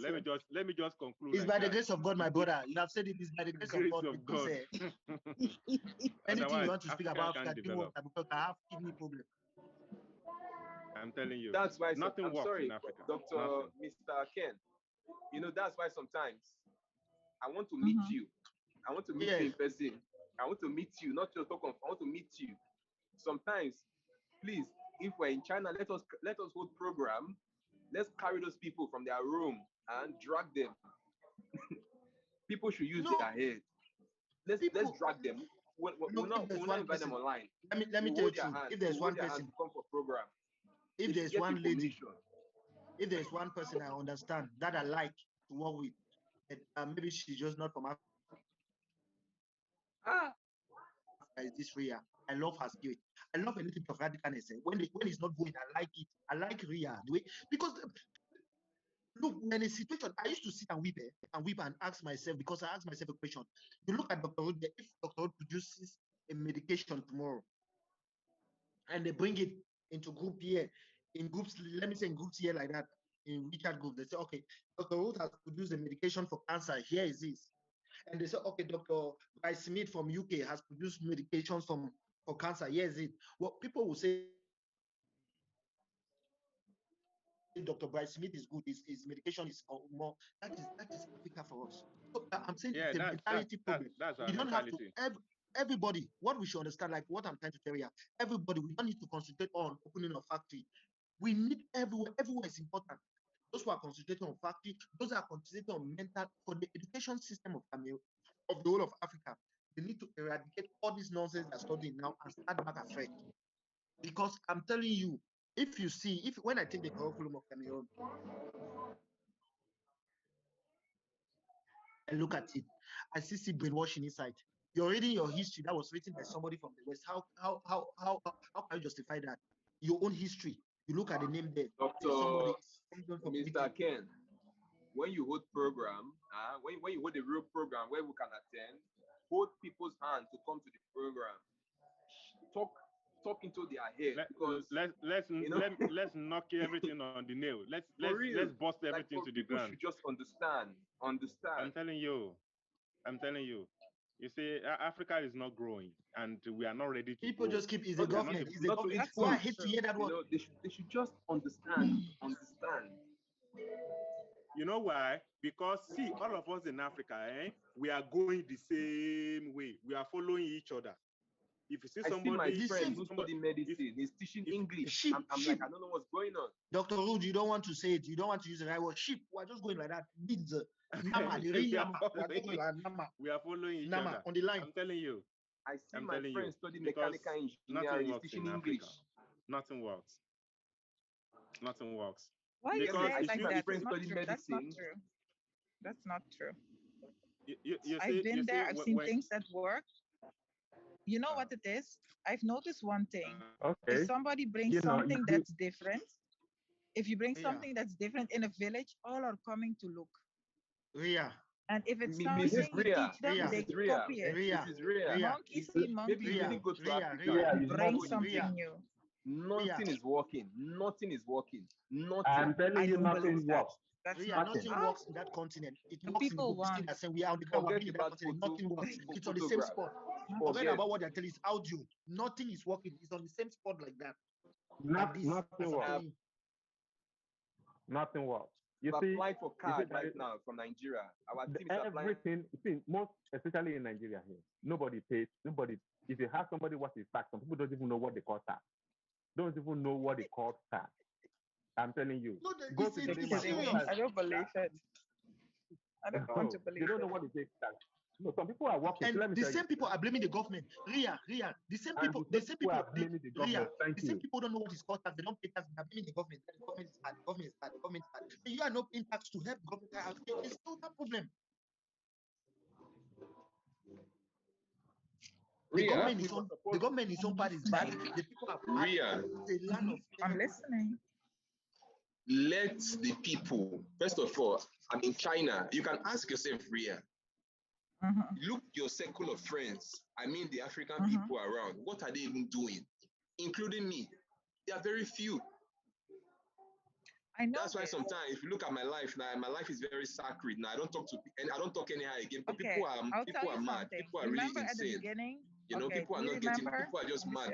I don't talk to them again. They are not normal. They have a mental problem. They're not normal. Hi. Can I say something? That guy is finished his postdoctorate. He tell me he's happy. I'm teaching English. I look at this guy. I'm like, this guy. Hello. You know, postdoctorate. Can I say something again? Teaching English, kindergarten. People are mad. People are really mad. Remember the time that 2020 when COVID started? Okay. My friend from Nigeria asked me, "Yeah, please, can you send me some masks?" And I said, "Masks? Why would I send you masks? You can make them yourself." She was laughing. Then I just sent her from a few. That's YouTube. Good, Ria. You know what she did? She said, "My God, you're right. I'm gonna get some of the school children to start making it." That's what happened. Even she come and show me all the fashionable masks that they were making themselves. Because I refused. I said you can do it yourself and can sell there. Why would I send it for you? So let me tell you something. Yeah, There is a lot yeah. of Let me people in cut you short. It's Africa mass, that something Just 2 seconds. simple. we Now are 2 seconds, they guys. can find other things that they can make themselves and start selling there. I Yeah. didn't even go further. It was only 2 one thing. seconds. I just wanted to see. But Dr. Ken, I'm surprised Can you're it talking be about done? I money wanted today. to Like, test it. did you dream or something? It's possible. No, if it's politics, I'm clearly inside. What? I want to tell you something. You said something, cancellation. You I'm said listening. something that is very important. Yeah, it is only in Cameroon, my country. You see PhD holders striking that the government doesn't give them job. Wonderful witchcraft in my country. 2,000 PhD holders striking, sit on the road that the government should give them job. I was in China, I say, if I'm in Cameroon, I'll get a whip. I'll whip those fathers very well. You as a PhD holder, you don't want to create a job. You're saying government shouldn't give you, it's not giving you a job. You're striking that sits on the ground. Look at the level we are reaching. Look at the way people reason. As a PhD holder in the country, if you're unable to create a job and employ one person, you are striking that the government should give you a job. It's a terrible situation. We need to cry. It's something to cry. My brother, even this Zoom meeting you are using right now, it was created by an American guy, Eric Yuan also, right? This same Zoom we're using. The Nigerian people who study ICT or Cameroon people who study ICT, what's going on? What's going on? Let me tell you, Africa. They're waiting for the government to employ them. It's an interesting one. You know what I always ask myself? Is it possible to make your own internet? Is it possible to be away and let's say have if you see the fair I went to yesterday, if you don't cry in that fair, then something is wrong with the person. Look at fair. People are saying, look at 5-star buildings. I look at the place. When I see the fair, my mind just focus on Nigerian lithium. The resources for that fair, because what I see in the fair in Shanghai is the finished work of that resources. Hello? The minerals, they are fairing for a finished product. Meanwhile, where the product came from, they don't even know what the meaning of fair. My brother, Nigeria has lithium. Cameroon has their resources. Congo is gold. Zimbabwe is diamond. What is going on there? Nigeria has everything, almost everything. No, you're never saying for real to understand. It is still the white man that comes and tells us that do you know you have lithium? Even this charger, this Nigeria, this charger. Wait, listen. It's still the white man that comes and tells Africans, hey, do you know you have lithium here? We say what percentage? They say no, just 2.5%. Then our own big work, we go out and write in the book, Africa is a rich land. We have lithium. We are contented to say we have lithium. 2% of lithium in the whole world. That's our doesn't matter. And you want to hear Gabon comes out. If you have the resources. Dr. Ruth, I have one suggestion for you, Dr. Ruth. Please, one suggestion for you, Dr. Ruth. Contact those you know in China or those you know in Nigeria. Just hit the point for them. Since you are into your medical something, please try to get at least 36 hospital. 36. Borrow money. Borrow. Because if we keep waiting for like the normal African people who do nothing, very soon we'll be old. No, this is what AI is trying to say. Rather than to tell him to borrow money, let diaspora, use it well. Give Dr. Hood money to work. Let me give you a reply. You asked me to borrow money to be able to build hospitals. To like build hospitals. Do you not tell you? Let me tell you. Now I borrowed money, I built hospitals. Do you know that the coconut head government that we have will still come back to me? I'll be telling me to be paying some different tax that I have never. They will still help me to be paying back, which means all the money I borrow, all the benefits I have, they will collect it. I will not pay debt. My brother, start from somewhere. That's exactly what is happening now. You see, in Nigeria, everybody wants to do something. But, okay, for instance, everybody wants to create something. The government, they are not allowing us. You see, not allowing us. Dr. Ria, Ruth, don't start from somewhere. God will help us. I know because we are helping the country. why I like Ria. Let me tell you. So Ria, you wanted to open it. I think it's a commercial something for Africans to help for monetary what like Yeah, to yeah, help yeah, yeah. finance. Yeah. Those are the things we need. Ria, she went far with that initiative cancellation. Ria was actually opening a cooperative. She initiated this. Ria is a very powerful lady. She's a powerful lady. She initiated it. I don't know where. We have to come to a point when it is us here in the diaspora have to help people to move forward. Because if we keep complaining, we're in the same spot. Mr. Ken, if you remember the last time we talked, Mr. Ken, Mr. Ken, with factory they do. Those we can finance do. Yes, yes. Mr. Ken, you're very right. If you remember the last time we talked, because my life, I'm very sincere with you. I keep 0% enmity, 0%. So that's why I told you the last time of that meeting that if it's possible, let us drop our pride. Let us meet those people, those bloggers, Adeola, what's the other boy's name? From Ghana, all those YouTubers. If it's let us meet them. Let's come together because you cannot do it alone. I cannot do it alone. We need people who are already there. All those bloggers, all those Dr. Adeola. We can, if we come together, we'll go far. Yes. They are doing good work, even if they have their own issues. If we come together, we can go far. But if you go alone, we will not go far, my brother. That's it. Yeah, I think I support that thing you said. If yes, we should. I know those maybe they have their character. I know, but we can approach them. We can beg them. I can need them. Let us come together and go forward. Because if you can go in group, they'll be able to achieve something. We'll go far. Yes. But going individually will not be able to help. Africa is. You see, there is a lot of coconut head people in Africa. I just tell you, the only grace of God that will help us. Yeah. Just grace of God. Because some people are there. They think it's their father's inheritance, and they don't want to leave it. Look at my brother. Look at. Stay where they are. They want to be doing. Now. You understand? So I don't understand the mentality. Is it Whiskey or what's the other guy's name? Whiskey and all those Nigerian musicians. Look at the way they are going to the US.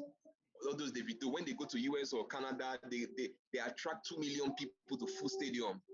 All those 2 million people, they're supposed to come to Africa, not we go there to perform. Exactly. That's for entertainment too. Entertainment. You see now? I told you we are all following. You see now? All of us we are following each other like sheep. Like sheep, we are following each other like sheep. You see those people you are saying they are supposed to be the ones to tourism to Africa. But they cannot change people's mind. They are actually looking after their own pocket. That's Africa for you now. Everybody are now fighting for how them is going to survive. I want to be very honest. I'm sure that there are people out there who are doing, but I will tell you my own experience. Rwanda. My own experience. Wait, I had a Facebook account where I was trying to get people interested in this. Up to my 4th Facebook account, they blocked it. Facebook itself, they canceled my account. Okay. So if you want to do good things, if it happened to me, how many more went through this? We don't know. You are right. I swear to God, I don't know. I'm not even on Facebook. But I know I don't have time with those bullshit. I don't have time with those bullshit. I tried 4 times. Because they have made us to there is something Facebook, wrong. Instagram. If they make like that, all Africans decide and stop using the rubbish. We think of our own things and move. My brother, I don't use Facebook. I don't use YouTube. I don't use Instagram. All those things. The worst comes to the worst, start now with trade by barter. I've even said it many times. That we are prepared to go back to trade by barter. They use it to control people's mind. No, to be honest, I see Ria. Like you said, there are some things that are depressive. Seriously, Ria, I want to be frank with you. That many times I've sat like that and cried that why is a black man like this? Why are we, including me, like this? It's so depressing. You see Nigeria, and I'm actually in the group. I got angry yesterday, and I told the girl that seriously, I don't like such stuff because seriously, if I was in front of you, I would have slapped you. Because we're arguing. You were saying no, it is very bad. The thing is, you must. I was very angry. I get very, very upset. I get very upset with some kind of things. You're telling me that Sorry. Nigeria is bad. Nigeria is very bad to ban white from there. I said, why? Do you know how many times they have banned Nigeria from visa in the US? Do you know how many times they have banned Nigeria from visa to Dubai? Do you know how many times they have banned Nigeria from visa to A lot of things. What are you telling me about that it's racism to ban whites from participating in the Nigerian advertisement sector? There's nothing, me, I don't see anything bad in it at all. 100% for what happened in Nigeria. No white should be seen or allowed in any advertisement kind of something. I am 100% for, not very unapologetic about it. You get Africans saying, no, it's racism. It's racism. I said, do you know how many times I've banned Nigerians from USA? My brother, let us talk about that topic. That topic you said. Are you okay? My brother. Let me use statistics there again for you. Statistics. Go to US Embassy in Nigeria, in Abuja there, and the consulate in Lagos. They receive over 1 million applications per year. Over 1 million applications per year. Appointment now is next. I know, of course. I know it's next year. I get a point. So they receive over 1 million applications per year. And you know what? They pay application fee. The money US Embassy is making from application fee alone, it can build 4,000 hospitals in Nigeria. 4,000 hospitals. That's a revenue. I'm telling you. I don't talk of Canada visa now. This is just American. This Canada. People don't see that as anything. People come and tell you, no, I told them that. I told them that let them ban them from the publicity, even put on tax for the air they are bidding for any white man in Africa. The solution is easy. You know, if we can fix one place right, the rest will fix. Other places will be. But the problem is we have to fix right. We have to fix right. We should have a model. If we fix one place right, the rest will fix. Look at now. We want to apply. Wait, let me explain something. We want to apply for visa in China, for example. Okay. Now, before you apply for the visa, you have to get a particular paper, right? And before you can get that paper, you have to have paid your office rent. You have to have paid your accommodation. You have to have paid your tax. You can see how it's linked. This is what you are going for, the visa. But because of this visa, you need 3 papers. Before you get those 3 papers, you need to do 7 things. You can see it's a tree. Wait, I want to ask you a question. Ria stayed here in China more than all of us. Ria, do you know there are hotels here that you go to pay or refuse you to enter? Sorry? As a black, it has happened to me. There are hotels in China here that I've gone to sleep there. They say no. You're kidding me. Yesterday, hotel rejected somebody yesterday. My brother, not once, not twice, yesterday, not twice. It happened yesterday. But nobody, that is not racism. It is security purpose. In Nigeria, racism. Yeah, you are very special. You are very special, Mr. Ken. You are special to understand this concept. It's not racism. When you are not doing well, nobody wants to associate with you. That is the meaning. It's not racism. You're right. Exactly. What I'm saying, for me, I don't believe this. Yeah, I don't care what they do here. For me, what is being done in Africa, like Nigeria has said, no publicity with whites again on this. Me, I am 100%, 1,175% for. It's not racism, it's security reason too. Simple. You do me, I do you. What's the problem? That's normal, but I don't know why we don't. No, it's the truth. It's normal. It's not even a bad thing to do. It's the truth. I just said that one of the African countries. But to be honest, if I'm eating, I can't do those policies. You understand? No. See. If I get food from you, you can't bite the hand that feeds you. Remember what I mean? The reason why they must have rejected them is very simple. You know, it's just like if one person do bad, tomorrow another person do bad. They are smart now. They see patterns. This one has stolen money here before. This one have done the crime here. when they see patterns. So when you go to say no, I can't allow you. If you see my life now in China, I'm so happy. They reject me on a normal day. The other one woman reject. It's normal because I don't even blame them again. I won't blame my own self. No, but it's right. That's why I stopped entering 2016. I stopped entering bus in China. Bus. I don't enter bus again. I stopped 2016. Public bus. I stopped. Me, I don't. Because if I sit down, they will stand up. You understand? Oh God. It's the truth now. It's the reality of things. But No, if I'm doing well, I dress well, we are doing well, they will embrace you. Ria, yes. Hold me anywhere. I will tell you this again. The black man has a serious mental deficiency. This with proofs. I am saying it with proofs, right from the head of state. They are not okay. Up right here, they have a mental problem. The things that I've seen here, I've cried. I asked God, why? Is it temptation or what is happening? Is it okay? That decisions that someone has taken, that a black man has taken, as me, I've sat there and said, God, is it okay? Is it? Then I just finally come to a conclusion that we need prayers. Africans have mental issues. The serious mental. Oh my God. I don't accept that, but anyway. No, you don't need to accept that. Because if you don't accept that, then what is the reason why somebody? No, if you don't accept that, what is the reason why somebody know what to do but he doesn't do it? That is mental. He doesn't do it. Ria, what is the reason that with all these natural resources in Africa, they still hunger? Cobalt. People don't know what is the reason. Congo has 65% of cobalt around the world. Ria, do you know that you can count the number? How many Congo companies have you seen in China? Look, Mr. Ken, let me ask you. Let me support that area, Mr. Ken. How many Congo, Mr. Ken, how many Congo companies have you seen in China? Emilia, not me. Okay, Mrs. Emilia, you know, I'm attacking the wrong guy. She disappeared.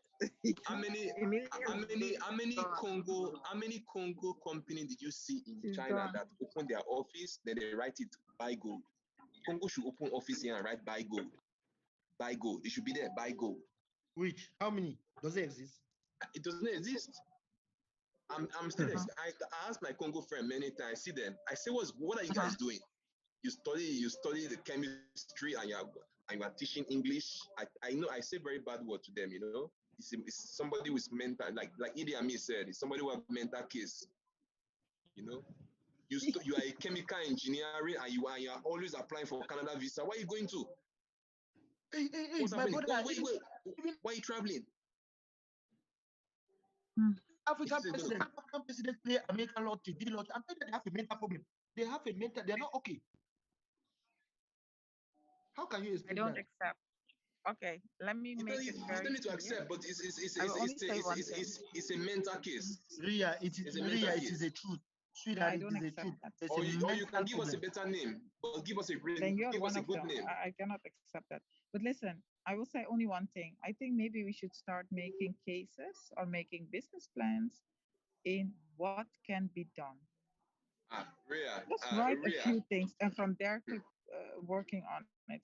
But by just complaining, I'm tired of complaining. No, we are not complaining. We are just having chat now. I'm tired of complaining. I don't want to complain anymore. Ria, me myself, I'm currently, I'll boldly tell you, I think in fact, I'm currently carrying about 20 people from Nigeria now, workers. If you see the way I talk, I'll record video. If you see the way I talk to those people,